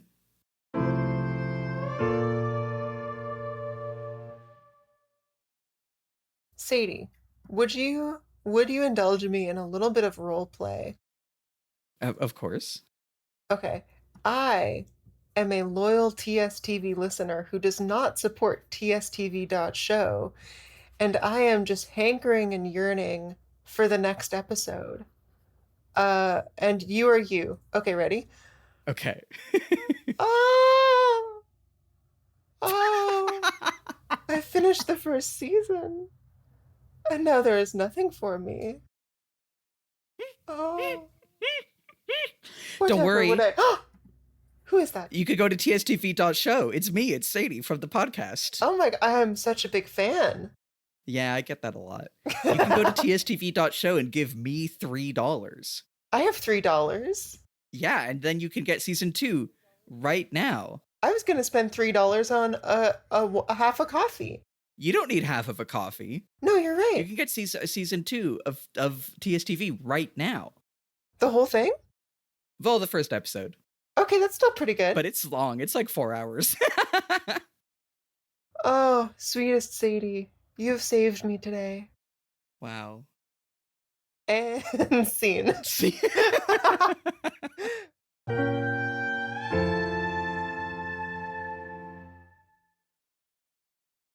Do you want to get this Catherine and Pete scene? Yeah, sure. And this will be interesting because I think we differ on how we interpret this. Oh, interesting. Okay, so this is at the old sawmill. Catherine is in an office, sort of freaking out because she cannot find the ledger, either the true or the false one. I'm not actually sure if she's looking for the real or the falsified one right now. Who the fuck knows at this point? Oh my god, that's another instance of copying and imitations and stuff, though. Dude, yeah. Damn. Okay, anyway, so Pete walks in and Catherine asks for help. And they just have this big thing about their marriage and how, they, like, she's caused so much hurt to him, but there must be some part, no matter how scarred inside, that still loves her. And so this is her way of asking for help because she really needs to find this thing and really needs him. And she says that she has alienated everyone else around her. He's the only person she can turn to. And Pete is like touched by this. He collapses into her arms and like I think starts crying. And yeah, well that's like an overview of the whole scene. Yeah. But I think it's really important to note that, like, when they start the scene, some of the, like, sawmill workers are, like, spying through the blinds in the windows, and he goes to close it, and the workers keep moving from one window to the next, and he just has to go and close the blinds on each one. Like one by one. It's so funny. That's super funny. Yeah, so they get into a lot of their, their personal history, and she says that he was the guy who could scamper up a tree like a cat, which I think is so funny. Yeah. Yeah, so I guess like she was the boss's sister, was it? Yeah, boss's sister. We knew that. Yo, yeah, we do know that. Yeah. And then he was just a regular old lumberjack, and that's how they met, like 20 odd years ago. I love that she's like, oh, I should never have taken you to that house on the hill. And he says, well, I have no complaints about the house. Which... Yeah. And it's funny, this might just be like, like you end up reusing some props when you're making sets, but the picture behind them on the wall of like, there's like a big log that's been taken down is the same picture that was like very pointedly on the wall when the bird got shot last episode. Oh. Yeah. Funny. Yeah, isn't that something? You have such an eye for this shit. I can't believe you caught that. I think it's just because I honestly wouldn't have noticed it if I hadn't like specifically went and screenshotted that because of how much like we ended up talking about it last episode and how highlighted it was. But yeah, I don't know if that's just reusing it. I don't know if this is like, it could just be, this is a famous Twin Peaks logging town image, or it could just be like, we're building sets and we have 1990s like stock big log picture and we printed it twice, Yeah, I would kind of bet on the latter. Yeah. But so, yeah, you seemed You think we might disagree about this scene? Tell me what you think. Yeah. Well, so where do you think Catherine is coming from here, and how do you think she actually feels about Pete in this moment? I think that she is sincere. I think that, like, she is in desperation. I think that, like, she is still trying to use Pete, but I think she is being honest with him. Because, you know, from her perspective, she, like, just got the visit from this guy that's like, oh, hey, here's your life insurance. They're going to kill you tomorrow, you know? Oh, yeah. Fuck. I think that she is telling the truth. And I think it's how she says, like, I've alienated everyone that's around me, like, because of who I am and how I've treated people. No one will help me. It's not that she isn't trying to use Pete, but I think she is being like, well, I think I'm going to fucking die, and I've been a horrible person and made myself in a situation where I die, and all I can do is beg someone to help me, and I think Pete is the only person who ever maybe could. And I think it is touching to me in that regard, like, and, you know, we see her drop this pretty much later as soon as she gets the phone call, you know? I would say she even drops it in this scene, to be honest with you. Tell me more. Because sure, so once Pete like falls into her arms, she's like annoyed at this fact. She looks like actively like, oh God, this shit. I guess I have to do this to get what I want. And she just gives him a little like there, like pat on the back. But she does not look happy to have his trust, have his devotion. She does not look touched. She looks irritated. I think that all that is true, but I do think that she does feel it in the moment. And I think that, like, my read on it is that she is being driven by desperation, and that desperation is making her go, oh, remember when I wasn't going to get killed tomorrow, and I thought this guy who could scamper up a tree like a cat was cute, you know? Like, I don't think that she's playing him in a affecting this way, like faking this. But I do think that she is still the person that she is, you know? Yeah, I agree with you that the fear and the need for help is totally real. I mean, there's no reason she would fake that. But I kind of think she just knows that Pete still loves her, although I don't think she, loves him. And so I feel like this is just sort of just a venue to get what she wants. Like it felt all quite put on to me. All right, well, I think the thing for me is that we see her panicking in a way that she has always tried to be composed, you know? That's true. But in any case, we go on to another storytelling moment at the police station where, and this is where I noticed that, like, we see first the guys in the back are in focus, and then like there are the plants in the foreground that are unfocused. And then Lucy walks in, and then the focus is on her listening and watering the plants. The scene is like now about her listening, which I think is really fun. So basically they're telling the story of how Andy saved the day. I think Hawk says, Harry's deader than a pound of roadside stew. And then Andy gets him. And here we're Andy also imitating a gunshot, like we saw Bobby earlier. It's like staged like a play almost, like they're all back there and she is like the audience, which is really fun. Oh, she is the audience. I think so, she's the eavesdropper. She's, I also love her hair. I forget if she's always had this, but like her like weird like top of the head ponytail. Super asymmetric kind of. It's like going off on the right. It's so fun. And she's wearing, and she has like the cunty little like neck, not quite a bow tie, but like that. It's, her, Lucy, we love you. She's great. We love you, Lucy. And I love how like she walks off all like, oh my goodness, she's so impressed. And she's like just watering the plants as she walks off. It looks like she's going to just like keep pouring the water onto the floor. Yeah, right. Yeah, I noticed that too. That was funny. And like also speaking of hair, I love how like we talked about Andy's hair before. I think in this scene it's really visible how much it's a comb over, which is so funny. Yeah, he's like way bolder than I thought he was. It's so funny. And so, yeah, I love how like clearly she's in the kitchen and like, I think you made a note of like, how do they not hear this? I think they do. I think this is a scene that's very much like people are overhearing or it's hard to say, but they're very overhearing each other and like, very audibly, like she would be able to hear them.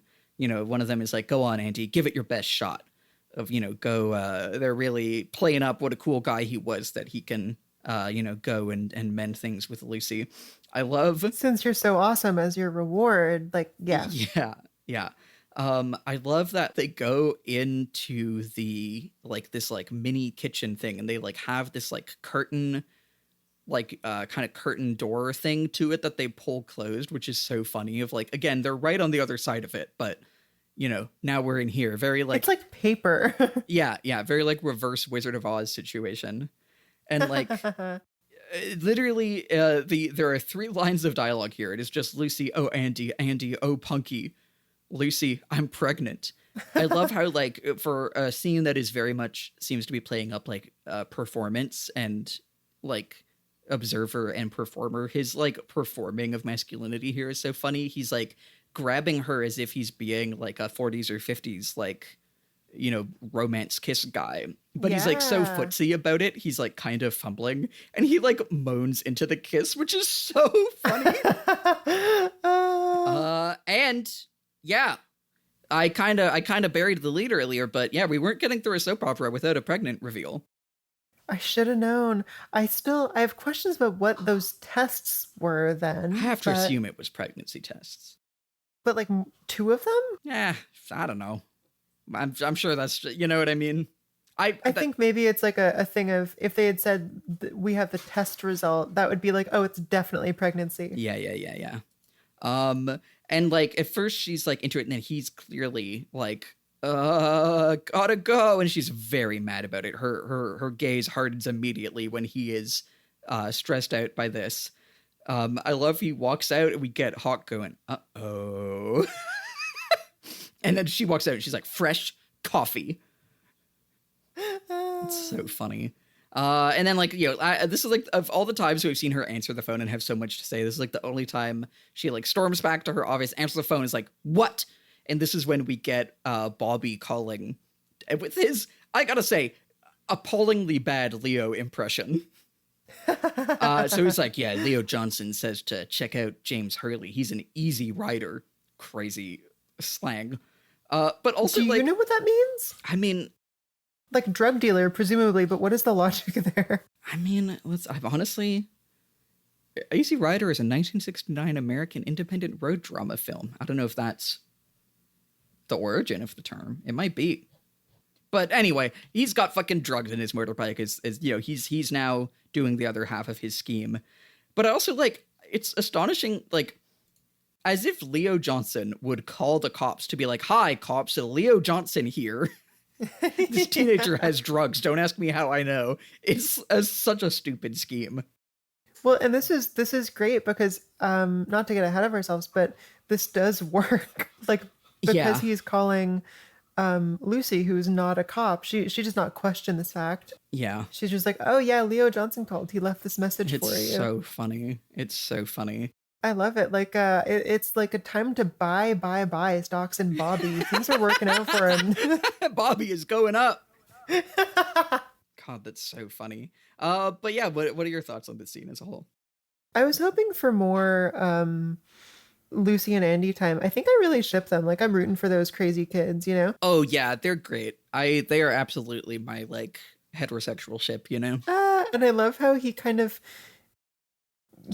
melts a little bit around her. Like, he's just much more sensitive. The way I think he actually really is. The way he says, oh, Punky, like, that's not a badass cop thing to say, you know? It's so good. It's really endearing, and I want more of that, so I hope they end up together. And it's definitely doing the, like, he finds out she's pregnant, he just, like, walks out as if he's been, like, electrically shocked. Yeah, his face is just like, you know? It's very silly. So... the will they won't they of Andy and Lucy continues. So from there we go to the hospital, and this is when Jacques has been shot. He's in the hospital. Coop and Harry are gonna ask him some questions. So okay, I think the first big reveal is that the Flesh World ideas, he says that was Laura's idea. She talked Ronette into making them ads. And, he's really playing up the, like, both Ronette and Laura had been to the cabin before. There was no nuns. And he's saying that he got in a fight with Leo. He hit him with a whiskey bottle. He doesn't even remember why. Blah blah blah. He's saying he passed out, and I love his delivery. He says when he woke up, Leo and the girls, they're gone. I'm so delighted when his accent comes out. It's like, it is French Canadian excellence out there with fucking Jacques Renault.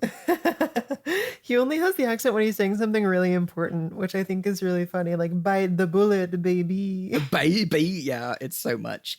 But yeah, so that's all we get there. That's his little thing. But in the same hospital, Dr. Jacoby has been rendered stable. He brought in, he said they had a heart attack. We get Coop and Harry talking a bit. Coop surmises that Leo must have taken both of the girls to the train car because Jacques says he doesn't know anything about it. They decide that they trust him and all this information is true because Jacques is too dumb to lie. Oh yeah, he's too stupid. Yeah, which to be fair, he's like clearly on a bunch of painkillers and stuff. I kind of buy that right now, you know? Yeah. So Hayward says that Jacoby had some pretty crazy stuff to say, that he saw Laura Palmer at the park.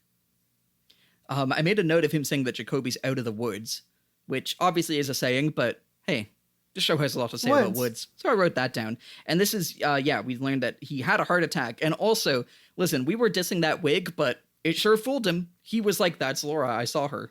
So that is the information we get there. Kind of just a little, the cops get intel scene. From there, it's back to Catherine and Pete. So want to take us away on this one? Let me do that. So Catherine has successfully enlisted Pete to help out with the search for the ledger, but it is all to no avail, basically. Pete, honestly, dude's heart is not in it. He finds his high school yearbook and he just, he kind of opens it up and he leans back into this enormous taxidermy bear and he sighs. It's like the same bear that we had like the dramatic framing with Josie when Hank called her to suck off his domino, right? Oh my god, right, I forgot about that scene. Yeah, so he is just basically like sighing and being like, oh, this girl I knew in high school. So and then he's really embarrassed when Catherine's like, what are you doing? He just like slams it shut. I love Pete. He's one of my favorite guys. Anyway, yeah, they're looking and it's not working. But then they're interrupted by a phone call, which turns out to be from Hank. And Hank tells Catherine that what she's looking for, he doesn't say what exactly, is at the mill. Catherine, sensing like, oh, this is a highly sensitive matter, just like totally waves Pete away and just like, fuck off, get out of here. I don't need you no more. Yeah. Whether it was a charade or she was truly feeling it, as soon as she's like, oh, I don't actually need this, as soon as like she doesn't have the desperation anymore, she's like, oh, okay, never mind. Yeah, totally. So this raises the question that has been raised many times. What is Hank's stake in all this? What's his fucking deal? Like, whose side is he on? I also noted this. I just wrote, on whose behest is Hank doing this, or to what ends? Because it's like, okay, well, wait. We know that he calls Ben Horn when he's like, we're going to kill Leo, which I still don't even, I guess, is that just cut loose ends? Unclear. I think my best guess is that he is Ben's little toady, but also trying to carve out something for himself. Is what it feels like. Oh my god. I need to make a graphic of this. Yeah. I'm just thinking about the mill crime situation. So you got and please correct me if I'm wrong, because I probably am. You got Pete and Josie are friendly with each other and cooperate. You got Pete and Catherine, who does not let Pete in on the scheme fully, but does also like use his help. You have Catherine and Ben, who are planning some sort of crime. You have, but then maybe Ben is double crossing her. Yes, Ben is almost definitely double crossing her with Josie, and Hank is in cahoots with both Catherine, maybe this is a setup, and Josie, but maybe he's betraying her. I think he's luring Catherine to the mill so that she can get burned to death here. But I don't think Hank knows that the fire is going to happen. But I guess No, I guess that could. No, hold on. On the phone with Ben, because I made a note of this because it's such a weird way to say it. When he calls Ben, he says we're going to black flag the firebug. So I think he knows that Leo is setting the fire, at least, you know? Oh, yeah. And I feel like again, I feel like Josie is being more strong-armed. Every time we see her with Hank, she is so pressured and scared and vulnerable. And I just feel like it's less that Josie is an active conspirator as she is being either forced to conspire or is being like strung along in some capacity and is like trying to navigate within that, is what it feels like to me. Yeah, I could see this. I could see her, life insurance policy that she took out being sort of a response to this looming threat. And maybe she doesn't actually want to be like a crooked person. She seems like someone who's in too deep.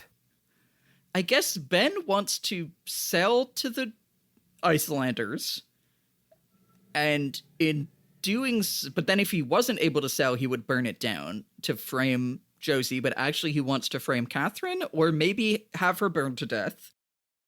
I don't fucking know. Maybe have her burned to death because he has the insurance policy. And then, so that he can take out an insurance policy and also get the land, but also the land seemed to have just happened anyway. It is very, like, this is why, what the fuck is happening? It's a lot. And, like, this is often how these soap operas do things, right? And it is very, like, dialed up to 11, but I think this is part of why it's, like, this stuff, as much as, at the beginning, like, the log lady was like, you can solve the mystery. I feel like this stuff, I'm just like, I'm along for the ride. Whatever you say, Dave, like,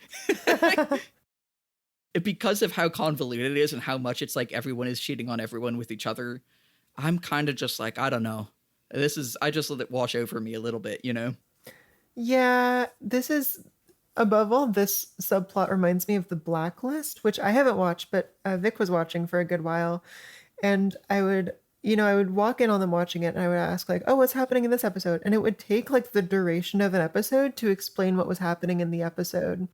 Uh-huh. Let me keep this going, may I? Please. Yeah, so next up we get Hank no longer on the phone. Yeah, my first note, I'm just cutting in because, like, I guess he just took his 15-minute break, went outside to the payphone, ominously called Catherine, and was like, all right, back to the diner.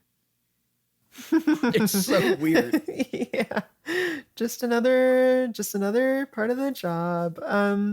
So yeah, we have Hank and Norma in the diner alone.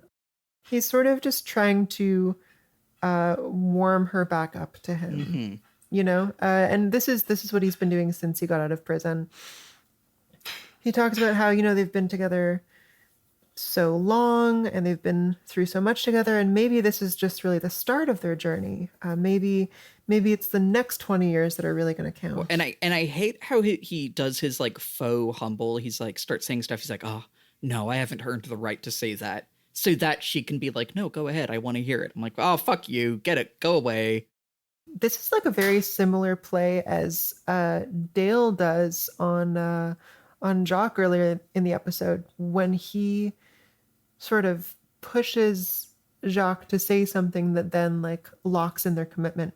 So he says, I haven't earned the right, which has Norma say like, I think you should say it, I think she does actually just like to hear this from her husband, with whom she has a difficult relationship, but also it is maybe a tactic on his end. Oh yeah, I think absolutely.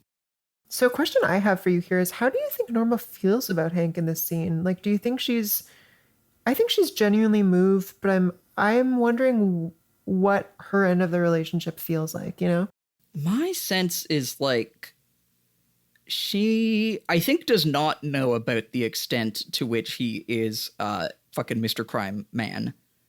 I think she is torn. I mean, I think she does want to be with Ed, right? I think she is getting played a little bit, but I think she also like just doesn't know how to break up with Hank, basically. Either just for like kind of normal communication difficulty reasons, or because she has an implicit suspicion that he is more violent, To that point, the fact that she looks very similar to Shelly and they dress the same every day, I feel like we are meant to think of them as, I mean, just the fact that they really relate to each other and connect, you know? Yes, definitely. I think she can see herself in that position for sure. There are a lot of couples like that in the show where you just wonder, like, why are you still together? Yeah. I don't know, like the gay person superiority complex has me wanting to say, like, they just don't know how to break up because they're straight, you know? They just think you have to be with the person. I mean, I think that is part of it, right?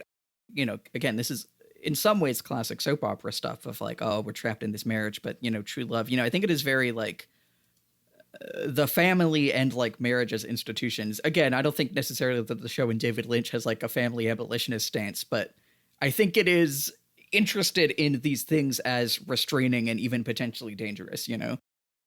Yeah, I totally agree. I mean, okay, we should mention that David Lynch has been married, I think, and divorced 4 times. Sure. I think he has feelings about marriage issues. Yeah. But shall we go from there to to Bobby's scheme paying off? Or actually a couple quick things about this scene. Yeah, please. Okay, so first of all, we know that Hank is lying about wanting to clean up his act because of what he does in this episode. We know that he is even like doing it on the clock at the job that she has given him, which is just like totally cruel and implicates her. So like, why is he lying is a question I have. I mean, other than, no, I actually kind of don't get it. Why is he so... Yeah, it is a good question. Dishonest when he already knows he's breaking the promise, you know? And also, like, why does he want to be with Norma? You know what I mean? Yeah. Yeah, that is totally the question for me. Like, I think part of it is that he's acting as a, like, generic, as in, like, a genre, like, type of, like, the type of stock character that's, like, the guy who is lying and being a criminal sneakster, as we talked about last episode a bit, you know? But I'm not really, it is not very clear to me. Like, I think this is a scene that is meant to elicit, like, us going, no, Norma, but honestly, in many ways, his motivations are very confusing to me, and I feel like he knows a lot of things that we don't, and it is opaque. Yeah, I agree. Even to the degree of, like, does he have genuine feelings for Norma? Or is this, I don't know, is this part of his parole? It's very opaque. Yeah. Okay, one super quick thing is we've talked before about what the show thought about like the Ghostwood Project and the idea of developing forest into housing or like other, you know, developments.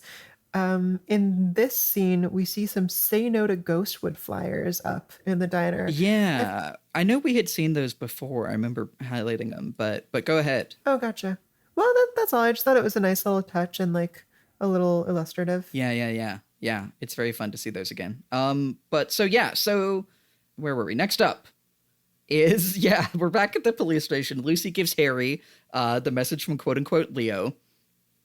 And you made a note of this. I love her habit of describing the acoustics of phone calls has paid off, which is very funny. It's true. She does love to be like telling us too much about phone calls, but she says she hears a clock in the background, like the clock at the park. And, Coop is like, Hawk set up a perimeter around the park. Let's see. So James is kind of like going up to Harry. He kind of runs up as if to report, I guess, his findings about, he's going to say, hey, I got this tape. I think Leo might have killed her or something. Yeah. But Cooper is being very sly because he just got this note from Lucy with the falsified tip. And so he just kind of hands that to Harry and is like, oh, I'll talk to him. Before we see him grill him, Leland also runs up. Everybody's running up at the station. James is running up, Leland runs up, and I guess he somehow heard. He says, oh my God, is it true? Did you find the killer? And I think, Harry's like, we got a suspect. And he's like, but is it him? And he asks Doc Hayward, he says, are you going to go back to the hospital? To which Hayward says, no, I'm just going home and you should go home too. Now this, I wondered if this is him investigating, because he does say, are you good? Like, because afterwards he, like, they walk off and he goes, hospital? Like, is this him deducing where Jacques is, you know, of being like, if he says, are you going to go back to the hospital? The fact that like Doc Hayward answers like, no, I'm just going home, says that he was just at the hospital, which Leland may not have actually known. Right. Or maybe, I mean, it is like late at night and this is the town's doctor. So maybe just the fact that he's out implies that there is some sort of criminal at the hospital. But I think I was just like, so the way Leland is afterwards is like hospital. Like, it seems like that was him. Yeah. And then my other thought is here is, how did he learn about this? Like, he, part of this is, you know, I think it is kind of like this kind of like TV show logic of like, you know, we know the things and then, you know, the characters just kind of run on, you know, like maybe the news spread because of how dramatic it was, but like either the news has spread in this kind of like almost mythical like TV show way, or he was like listening to police scanners or some shit, but he really like, it's not like, you know what I mean? Like he really runs up and was like, oh, I heard you caught a guy fucking like way out by the borders where it happened. You know what I mean? I've been thinking about this with this episode too. So like Leland seems to sort of just like float around in this episode, and the question of like how he gets from point A to point B is just not something we need to concern ourselves with. And I mean, honestly, that's definitely like a couple characters. Like even like we joked about Hank like taking his 15-minute break to call Catherine, but then he apparently just leaves work and goes to shoot Leo, which is kind of crazy. Yeah, so like the show, like it's very selective with what it puts off screen, maybe just so you don't need to worry about it, you know. So like I'm thinking about the scene of Audrey and Dale in Dale's hotel room. The fact that we never see it happen means no specific information needs to be exchanged. No character development actually needs to happen. You can just like gesture at something having happened. It almost feels to me, and this is so new age bullshit, but I'm kind of feeling myself. Like Leland is able to like phase in and out of existence when he's not on camera, you know? Yeah. Like he is a character unlike someone like James, who like really needs to pay attention to the rules of reality. Well, that's about it. Yeah, there's something ghosty about him, something sort of out of step. Well, and I think both him and Sarah have been characterized as like otherworldly, right? Like both in just their general demeanor, you know, like they have both been very out of touch with reality. Every time we see them, they are either just like completely phased out, just like dead-eyed, like, you know, shut down, or having the most manic reaction in the world. And absolutely, you know, we're told that Sarah, well, we see and are told that Sarah has these like dreams and visions, you know, and we like, so far, like the characters that we have seen to have like supernatural revelations are Dale in his dream and Sarah Palmer, you know? Yeah. And there was mention of it happening to Laura too, but we don't know anything specific. Yes. But so, although that is really interesting to think about how like Laura's recording to Jacoby in which she's like, yeah, you'd love to hear about my dreams. I don't know. That's dude. Yeah. Oh, god damn. That's a good detail. Yeah. But anyway, I think that is like, there's definitely something going on with this family being supernatural and like, and in a way that does feel very related to the like TV making of it. Again, like I talked, like when we were talking about the visions, I was like, well, they're real by the fact that they're shown to the viewer, you know? Like, yes. Obviously, like her vision of the, you know, mysterious person who we assume Jacoby taking the necklace was proved to be real because Jacoby got the necklace. But also it just proved to be real because we saw it on the TV screen, and therefore it was something that happened in Twin Peaks. You know what I mean? And like similarly, I really love your point that Leland is able to like use the being on and off camera as a way to like teleport around almost, you know? Yeah. Thanks. Yeah. Okay. So, so then we actually see James getting grilled. James is like, Coop, you have to have this tape. And Coop is like, well, first of all, We got your cocaine.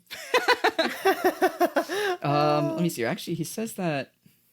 So actually, he doesn't go straight into the cocaine, because first he does say, James is like, I think it'll help you find who you're looking for. James has someone with a red Corvette. Cooper instantly goes, yeah, Dr. Jacoby's in the hospital with a heart attack. He said he saw Laura Palmer tonight. James, what kind of dangerous game have you been playing? So he's on to him. I think we can assume that Coop has kind of put together that this Laura Palmer may have been Madeline. James is a bit flustered about this, but then he busts out the cocaine. And he says, from here on out, I'm going to need a better set of answers. Again, I don't feel like James is actually going to be capital B busted from this, No, but I think it's like going to be enough of a distraction from what actually matters that the true culprits will continue to be able to scheme for a little while. Sure. Not that I have the utmost faith in what James has been doing. It will, I think, derail their little side investigation. Yeah, totally. But anyway, from there, we're back to, I love that you wanted to talk about Einar signing the contract. Oh, yes. Fuck yes, I do. Okay.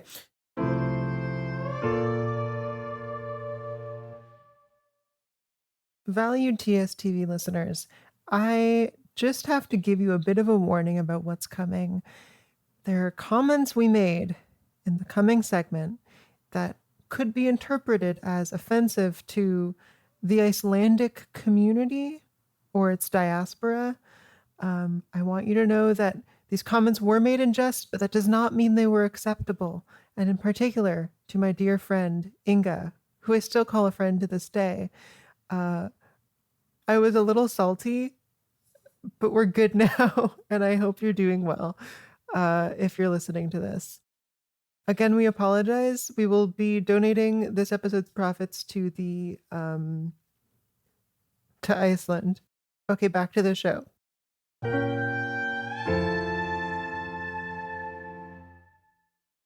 So we're back at One-Eyed Jack's in the office.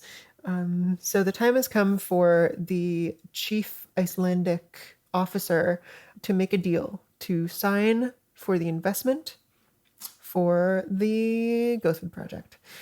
His name is Einar Thorsen. And I don't even know why I note that. I think Icelandic names are great. No, yeah, it's great. So, okay, I paused on the moment of like showing the contract.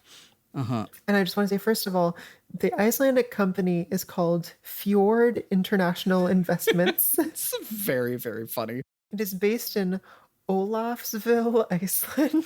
It's so which is like funny. So an American's vision of what an Icelandic town would be named. I cannot find any record of an Olafsville. That is so...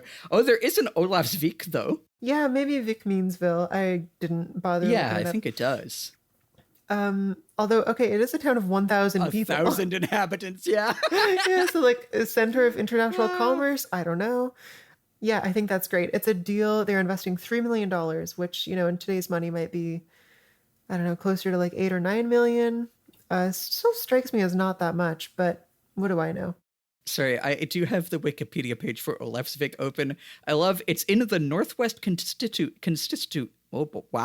Northwest constituency in the Western region, which is just some real like, all right, Iceland, we're naming your regions. It's just the Western region. Come on, guys. Come on. It's one of the traditional 8 regions of Iceland. Anyway, sorry, please move. I had to roast Iceland for a bit there. No, I get it. My Icelandic former bestie fucking bailed on my ass, and now she's headed back to Europe, so... No! Damn. Well, then you know what? It's fucking roasting Iceland time. What? Capital region, Western region, Southern region. The only one of these regions that isn't just the whatever region is just West Fjords. Come on, Iceland. You could do better than that. Is that all you got? Just fjords? Just 4 directions of fjords cardinally? I want to say, if my childhood friend is listening, it's all love. I know you were busy. Not me. I'm going to remember. Okay, so anyway, I love the dialogue that they have here is Einar is like, after you. And, you know, Ben clearly just wanting to not have any reasons why he would sign, and then he gets distracted, is like, no, after you. And Einar is just, oh, after me. They're so cute together. It's so funny. This is when he gets the phone call from Hank saying they're going to black flag the little firebug. So goofy. I think, yeah, because there's like two scenes where they're getting ready to sign, but we're just gonna mash them together. But I also love another Einar line that I wrote down of just him going, Ben, is this a great moment? Thanks, Einar. It's so sweet. I love this guy. Sorry, I've another, before we get to the actual plot here. Okay, I go to the fan wiki a lot to just get the little scene summaries for reminders. The fan wiki says that this Benjamin signs the contract redacted by the Honorable M.J. Caffey Esquire. And that is a name that has a link. And I kind of thought maybe this is something that's in like the whatever, some of the extended stuff they put out. Because there have been moments of that. Like, remember the waitress from, I think, like episode 1 that like Coop gets coffee from? We like learned about her lore, you know? I don't really remember. Anyway, but this link is dead. This link does not go anywhere. And when I Googled this name, there's like no sign of this in like the Twin Peaks like secret diary or any of the like Twin Peaks extended universe stuff. So I think this might just be an instance of Twin Peaks fan wiki vandalism. Oh my God. Because also I went and paused the contract and it doesn't say the Honorable M.J. Caffey Esquire on it anywhere. I have no idea why this is in the fan wiki description. Oh, that's so funny. So, whose name do you think that is? Like, I have no idea. I think either someone just thought it would be funny to put that in and see if someone takes it out, or maybe, who knows, maybe that in one of the like books or whatever, like fun trivia things they put out, they said that the Icelander's lawyer was the Honorable M.J. Caffey Esquire. If anyone listening knows anything about this, let us know. But this might just be a very funny little moment of wiki vandalism. But super low stakes little gag. So this could have been on here like 10 years before anyone noticed. Yeah. But yeah, you please tell us about the actual plot moment here. Yeah. So Ben decides to celebrate his closure of the deal with the new girl, and I knew this was coming because we were told, you know, like no names, but you're gonna sleep with the boss, the owner, and it's like, who else could it possibly be, right? It's Ben Horn, it's Audrey's dad. Mm-hmm. So oh no, wait, this is in the Secret History of Twin Peaks, I think. Anyway, sorry. MJ Caffey Esquire might be real. Sorry, I need to stop. Anyway, sorry. It's Ben Horn. He's the owner. Yes. Yeah, you know, and MJ Caffey, the actor who played him or her, uprooted their whole life for this fucking gig only to get cut at the last minute. MJ Caffey took out loans to go to Yale Drama School in hopes of getting this role, and they did, and now they don't get a cent of residuals because none of it made the final cut. There's going to be a whole MJ Caffey plot line. He's the only guy who can beat Coop at Connect 4. That's so funny. Okay. Okay, yes. Sorry, I completely broke your flow. I think we were saying just, yeah, Blackie comes in and is like, oh, boss, you can try out the new girl, which is eek. And then, sorry, is this also the scene where we see? Oh no, we don't actually see this happen. Yeah. That's that actually happens later on, but it's set up here. Yeah. So want to take us to the next scene of Bobby's little The Shining adventure? Yeah, definitely. So, Bobby, for reasons I don't actually know about, heads over to Shelly and Leo's house, looking for Shelly. He opens the door, he heads in, calls out, only to find that Leo is behind the door with a huge fucking axe. Woof. Yeah, he was waiting in the crook behind his own front door is kind of crazy. Yeah, I guess this was his plan. He knew that Bobby was going to be coming by in the next like half hour or whatever. Yeah. I love that Bobby tries to like spin it. He's like, hey man, Leo, I'm so glad to see you. The cops are like, looking for you. Yeah. This fucking guy. It doesn't work at all. Yeah, so Leo does not care about this distraction and just fully attacks the dude and then tries to strike him with a big ass axe. Bobby thankfully dodge rolls out of the way expertly. He's been playing Dark Souls. Yeah. Yeah, but Bobby, I guess, like knocks him to the ground and he falls, seemingly like injured, a little disoriented against the TV that is on. And I guess Leo was just watching TV in his little corner as he waited. No, but that's the craziest thing is when at first it's just TV static. And then him bumping into it is what like makes the shit Invitation to Love start playing. Oh my God. Yeah, so we get this really striking image of Bobby like leaning against the front of the TV as he is about to be struck down with an axe and murdered. This is saying things. And right as Leo is about to finally strike the killing blow, he is just shot in the chest. He's just shot in the chest and the axe goes flying from his arms, never to be seen again. And he collapses onto the couch. And holy shit. Bobby takes a look out the window to see Hank leaving, which I guess just about makes sense. Good God. Leo, I think he should die. But he's really getting beat on by all sides here. My guy just can't catch a break. Yeah. Shot twice. Yeah. It's also like, Bobby is such a shithead. Yeah. I'm just thinking about how him being like, don't worry, Shelly. When I see Leo Johnson, he's history. And then leaves to fucking frame Bobby, who is trying to alert them to Leo Johnson. He's trying to get the cops on Leo. And then he meets... Leaves to frame James, you mean? Oh, what did I say? You said leave to frame Bobby himself. Oh, honestly, he's not doing a bad job at that either. But yeah, he tries to frame James, who is the one who's trying to get the cops onto Leo. And then the second he meets Leo, he's not like, I'm going to get you now, like I swore I would to my girlfriend. He's like, oh, Leo. Okay, don't get me wrong. We don't need fucking macho man, shooter man. And also, if I was surprised by Leo Johnson with an axe, I don't know what I would do. But it's like, listen, man, you're telling me that you're going to get rid of Leo Johnson and you're doing everything except it.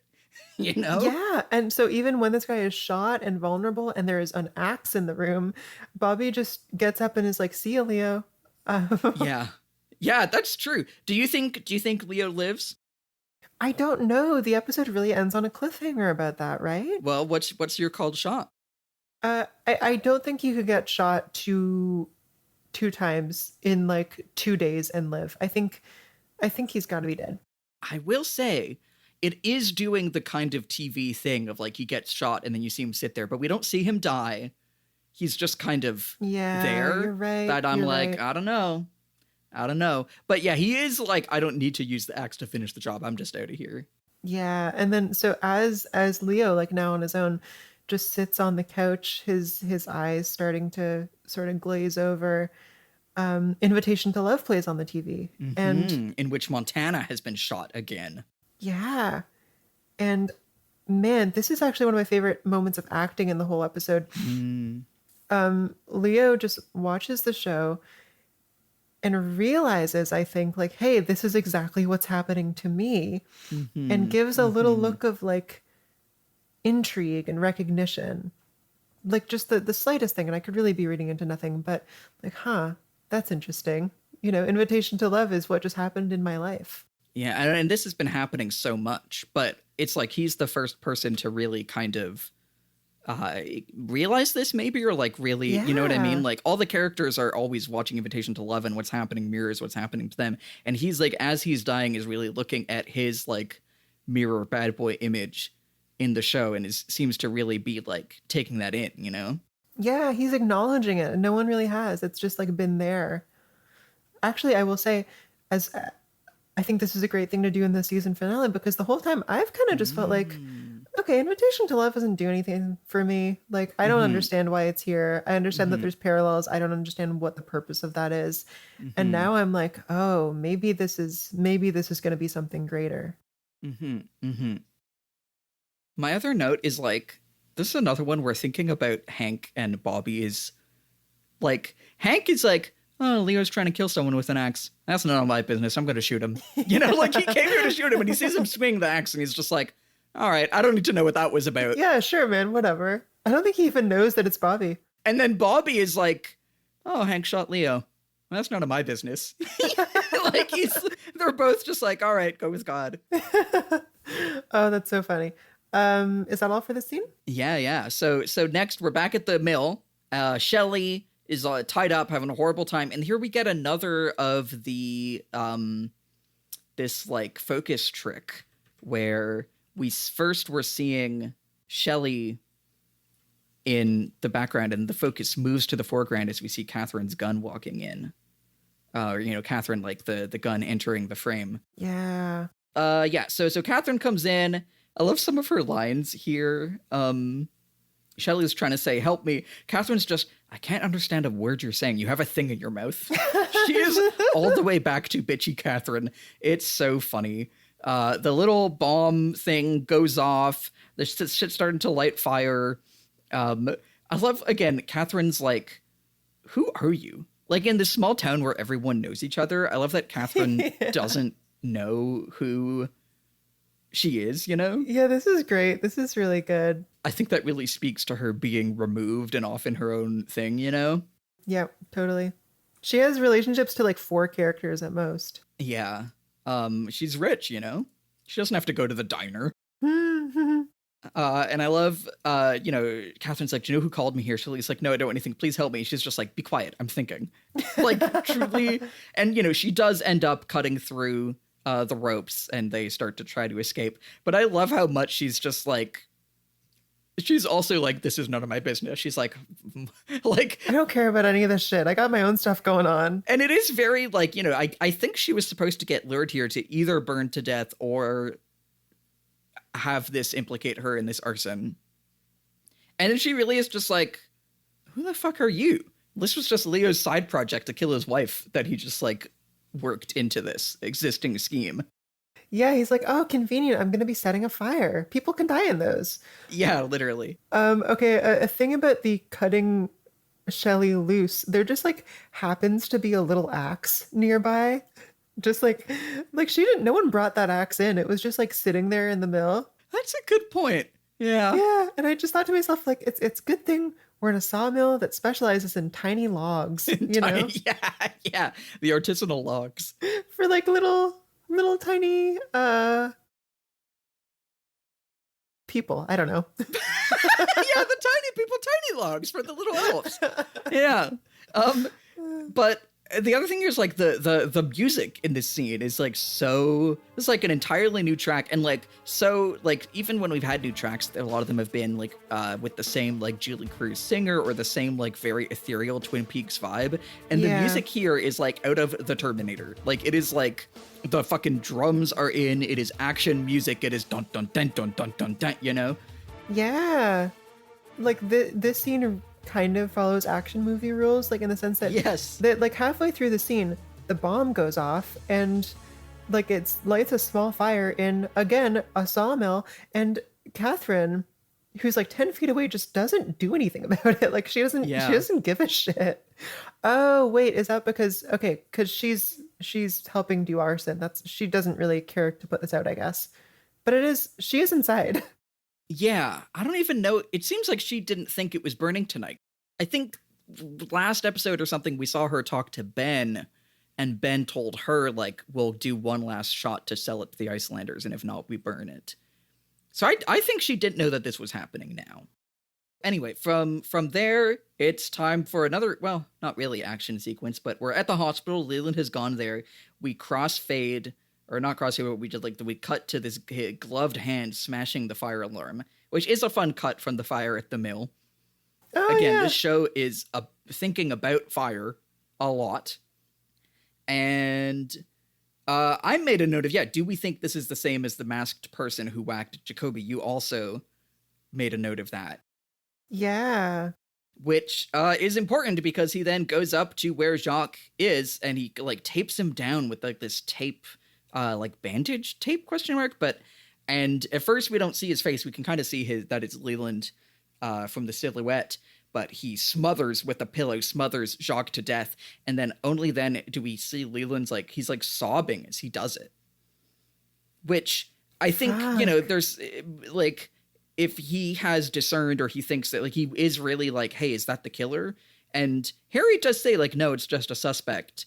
And like, but maybe, you know, if this is him being like, you killed my daughter, I need to kill you, if he has this idea in his head. But then I love how he like snaps to attention when the fire alarm stops. Oh my God, that's what happened. Yeah. He's miserable, he's sobbing, and then boom. He's fucking paying attention to, I guess maybe now people could come after him now that the fire alarm is done, you know? Yes, you're totally right. Yeah. And also I'm wondering about like the fire alarm stops right like as Jacques dies. No more life in him, like no more fire. His fire is not lit or something. Sure. And I don't know, there's so much of fire as destructive, but I wonder if there is something about fire as life in some capacity. Yeah. I don't know. This makes sense to me. But after this, what do you think? Do you think Leland or Leo or someone else beat the shit out of Jacoby? Here's my theory. I think that night, Leland followed Madeline out of the house somehow because we know that he saw her, and I think maybe he has some sense of. Okay, no, I'm really torn because I can't think of any reason he would actually do this. I think Leland had the opportunity to attack Dr. Jacoby. I don't know why he would have. It is notable that was a masked figure and he's not masked here. And if this is the same, like, you'd think you would want to be masked more when going into a hospital to kill it. You know what I mean? With like a lot of people around than just snooping in the park. But that's a good point. I think the show wants this ambiguous, but yes. I just don't know who else it would be because I don't think it was Jacques. I don't think it was Leo. I don't know why. I just like that doesn't seem like it would line up. Oh, I thought you said it was. But you said you thought it was Leo. Oh. At the beginning of the episode. I contain multitudes, you know? Yeah, that's so true. We then have like another short little scene in back at the mill as like Pete comes up and he's saying, oh my God, was there anyone in there? It's like, oh no, it's hard to, we don't think anyone's in there. It was over. But he says, oh no, Catherine's car is here and they don't know where he is. And he has a Brave running in. He's like, she's still my wife, to go in to try to save Catherine, running into the burdened building. And we don't get a resolution to that until next season. Oh my God, yeah. Yeah. Fuck. Brave Pete. Okay, honestly, my inkling is that all three of them survive, but just because I don't think they would die between seasons. But we'll see. Okay, well, next up is a big one. Shall we get to Audrey's situation? Yeah. So Audrey is waiting with a large Queen of Diamonds playing card on her sort of midriff. She's dressed in lingerie in this love hotel evocative room, all red. And the door opens for her to finally meet this mysterious owner, and of course it is her father. It is her dad, and her dad does not know this. Her dad does not know that the new girl is Audrey. Yeah, because she kind of sees him through like the mirror, so the implication is that he hasn't seen her yet. Yeah. I just want to say, before we get into our like serious analysis, so she is having the like Queen of Hearts card like sewn into her outfit, and did you notice there's this like hunchbacked old lady seamstress who's like sewing it on, and then there's like the knock at the door, and she's like, oh, good luck, and then gets up to leave, and she's kind of like going away, and like goes out through a little like side door in the corner, and also her outfit is like insane. Yeah, it's like kind of how you would think a like medieval monk would look, like this kind of brown cowl robe with like this big like rope belt situation, very much like fucking I'm at the monastery type beat. And like, I don't know, I'm just obsessed with this character who has like half of a real line that's just like, good luck. I feel like the way that she moves around, I wrote, she feels like she's from The Dark Crystal. Did you ever see that Oh movie? my God. Oh, ages ago, but yes. You know, and also just that everything about this like casino brothel, nothing about it indicated to me that there was a like like she kind of moves as if she's a puppet, I think is part of what makes me think that, because she's really So just good. and she like her delivery is really like, good luck honey, in a way that feels like someone voice acting a like critter puppet in an 80s monster movie. And also I'm pretty sure part of that is also like, I'm looking at this and I am so sure that this hunchback is just that she has a pillow in her, like, look at this. Oh my God, you're so right. Also, this is like, it's like a young woman. Yeah, it's so strange. I don't know. I'm just like, it's just such a tiny detail, but this like Why? What this the fuck? weird hunchbacked monk type seamstress is crazy. So I needed to get that out of the way because it's so weird. Thank you for putting that out there because I don't know how, but I kind of forgot. Yeah. Yeah, okay. So we see that there's this trapdoor. I'm kind of thinking to myself, okay, Audrey's just gonna escape through this, but we don't actually see it happen. Audrey does love a secret passage, yeah. Right? Yeah, yeah. This solidifies my feeling. Because she's not going to stay in the room where her dad is waiting to have Yeah. sex with someone. My other big note here is like, Ben really stays hornily quoting Shakespeare. I think when he was like trying to make out with Blackie in a previous episode, he started quoting one of the sonnets. Really? And the like, this is such stuff as dreams are made of. That's from something Shakespeare. I thought it was from Empire State of Mind. Yeah, he was really clairvoyant. We are such, yeah, it's The Tempest. Oh, damn. Yeah. So those little details out of the way. This is there's a lot here. I mean, we were even talking about earlier, like when I talk about, you know, the family and stuff, the fact that Audrey's, and like we've been talking about Audrey, you know, her plan is kind of putting her in this like victimized kind of position, or this fraught position. And like, I don't know, the idea that like the mechanisms of this system of like, you know, getting girls from the perfume counter and bringing them here and then he gets to sleep with them. I mean, incredibly gross, incredibly exploitative. Like her, Ben Horn, I think like with the confirmation that that is how this is working, I think it is like really appalling. Yes. I think he should die. Yeah, he should. Yeah, we need to shoot him with a gun. But yeah, like I think that all of this is producing her being expected to have sex with her father is really, really grim and pointed. I don't know what. Tell me your thoughts. I don't really know, to be honest. I'm mostly hit by like the visceral, oh Jesus Christ of it all. Mm-hmm. Yeah, no, you're like, there is definitely some sort of, especially with the quoting of Shakespeare. Well, we're meant to take some sort of lesson about where Ben's choices, you know, have led, and this is like a kind of nightmarish consequence. But I really don't know, to be honest with you. Yeah, I mean, I think let's like keep this an eye on this. But like even what we were saying about like all these marriages that are failing, like I think the idea of like heterosexual marriage and family producing this stuff is like something that the show certainly seems to be interested in. Mm-hmm. And even just like thinking about how everything about Audrey, you know, trying to sleep with Cooper, and how we know that Laura was interested in mature men, and there's a lot of intersecting things here. And like, I don't know if we necessarily have everything to pick it all apart right now, but I think this is like definitely a strain to keep an eye on. Yeah.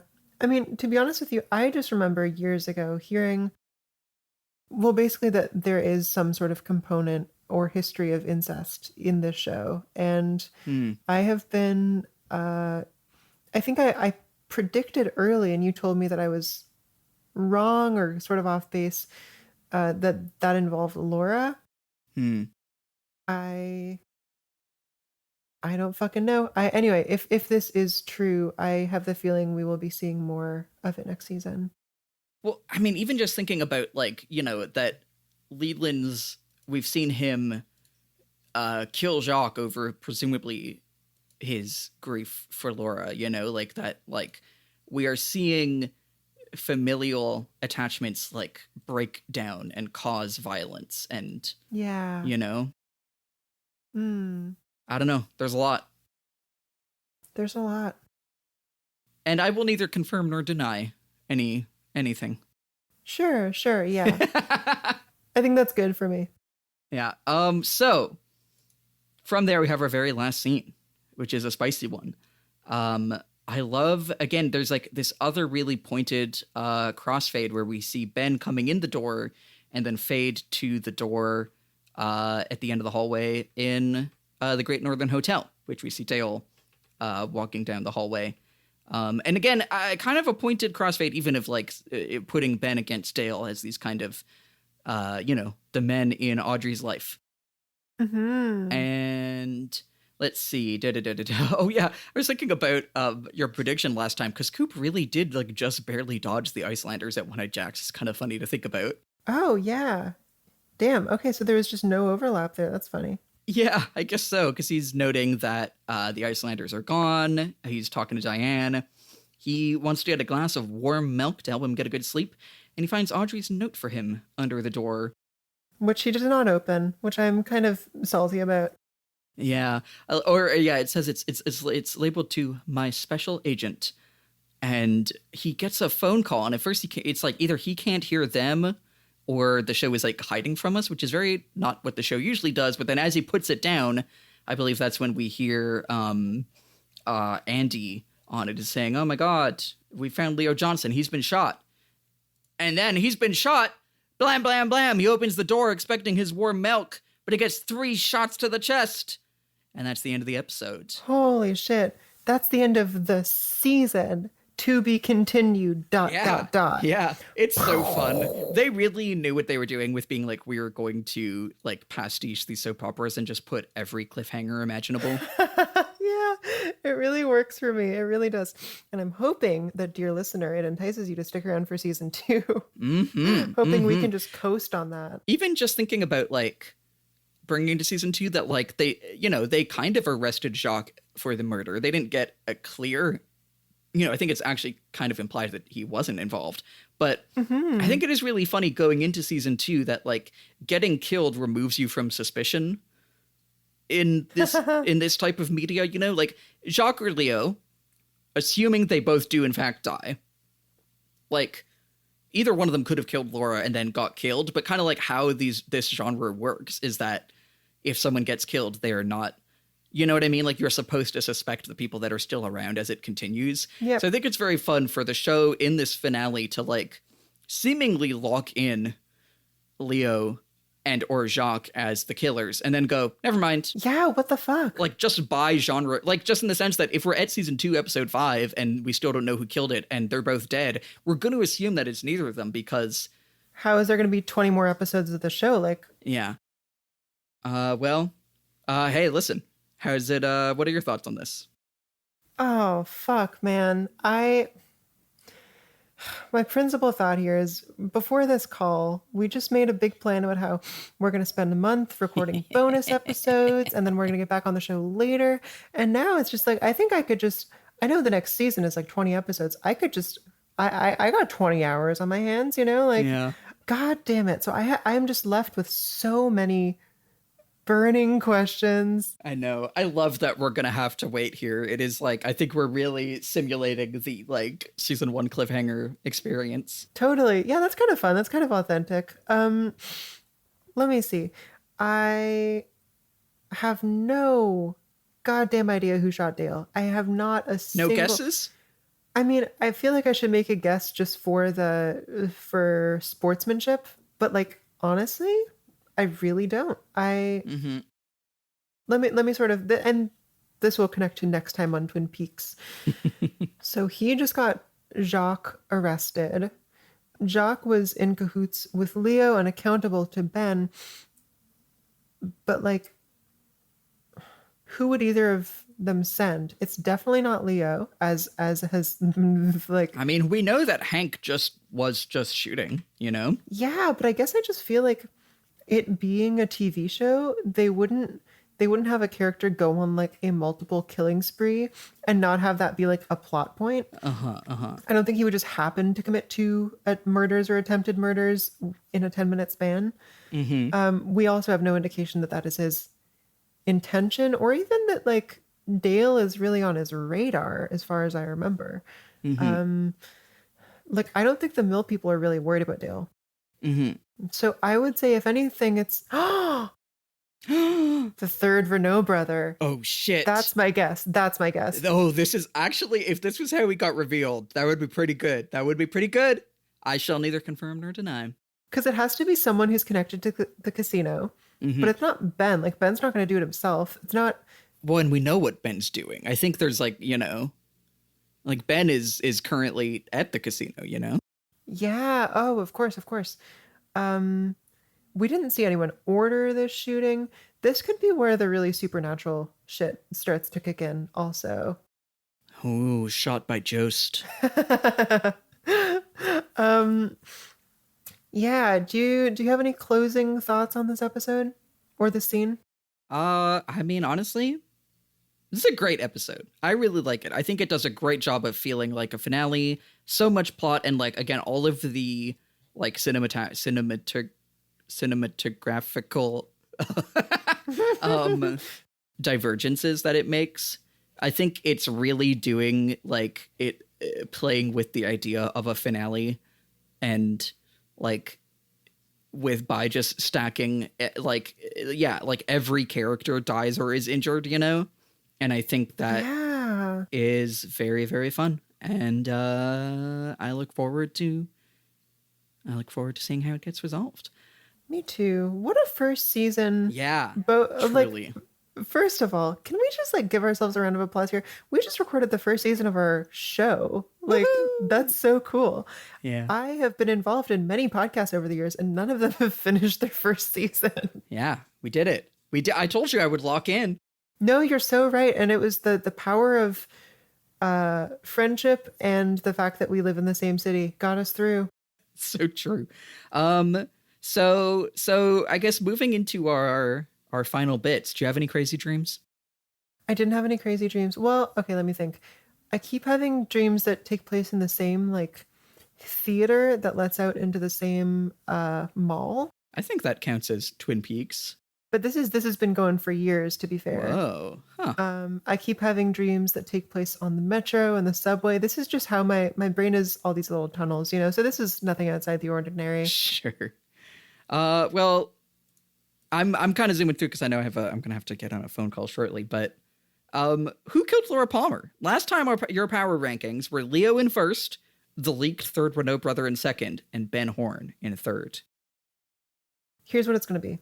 I don't think Ben killed Laura because I think he was too fond of her to do that. And I don't think he was present at the scene of the crime. So I'm going to say in third place, David Lynch. Okay, sure. We're back on our little fun little metafictional ones. David Lynch in third. In second place, what the fuck happened to Mike and Bob, Sadie? What happened to those guys? That's true. We haven't really seen them around as much. Not whatsoever for like at least 3 episodes. Who is the one with long hair? Bob has long hair and Mike has one arm. You know what? I'm gonna say it's actually neither of them because Bob was not even a planned character. Okay. In second place, it's gonna be whoever shot Dale. Okay. Which is, as you established, is the third Renault brother. Oh yeah, okay. So he's still in second. Oh yeah, okay. So that hasn't actually changed. Yeah. All right, number 1, top of the list. You could do it. It's still gonna be Leo. Okay, so does this mean that you think Leo is not gonna die in order to continue as a valid suspect? God damn it! Or was it Leo's ghost who shot? I don't know. Okay. Fuck, it's just that like I think whatever actually killed Laura at this point if not a human being, because I know it can't be that simple, then I think it is some force that I have not actually reckoned with yet in the show, you know? Is this like the force that's cursing, that's giving people season finale curse?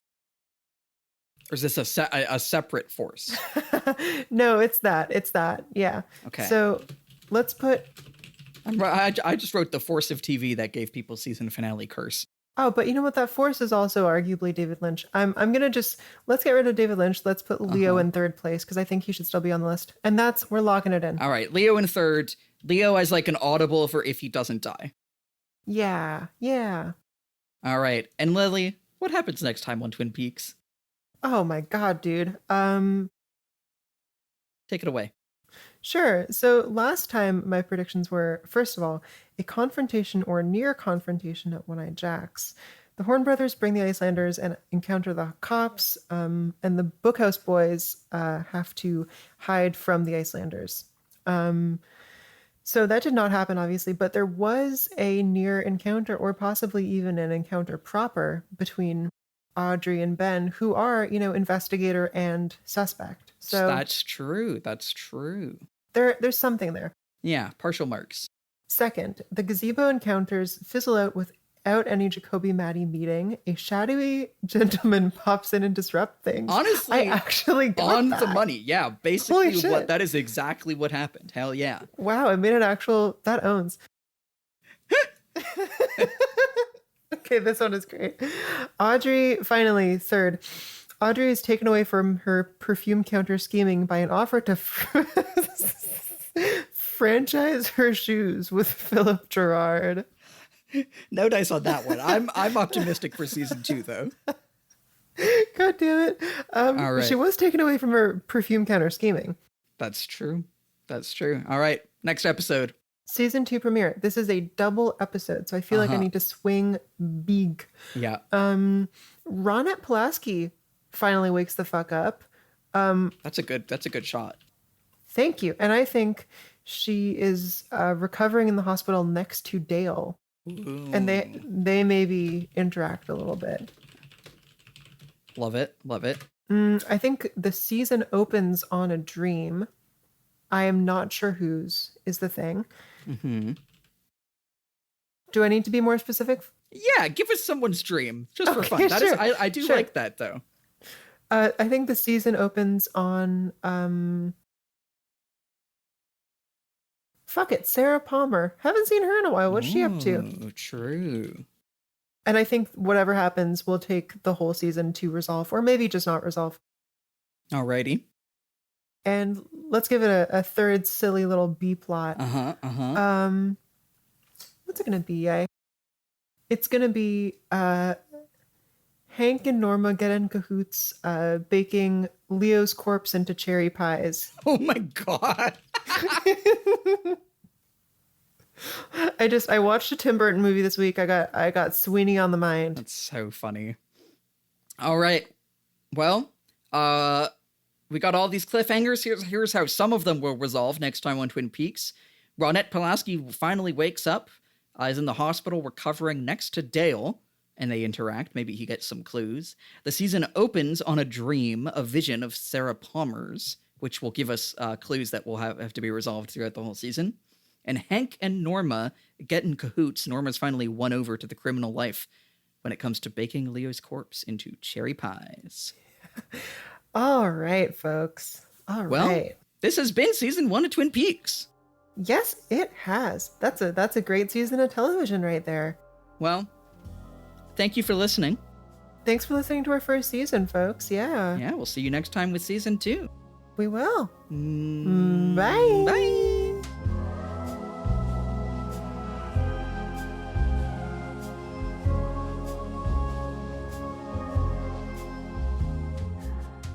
TSTV is hosted by Sadie Avery Lake and yours truly, Lily Alexander. Our music is by Jamie Page. The art is by Maya Fernandez-Giles. This episode was edited by me. If you want to get in touch with us, please email us at hellotstv@gmail.com. We may include your mail on a future episode of the show. Let us know if that's okay. If you want to support the show and gain access to our monthly bonus episodes, head over to tstv.show. See you next time.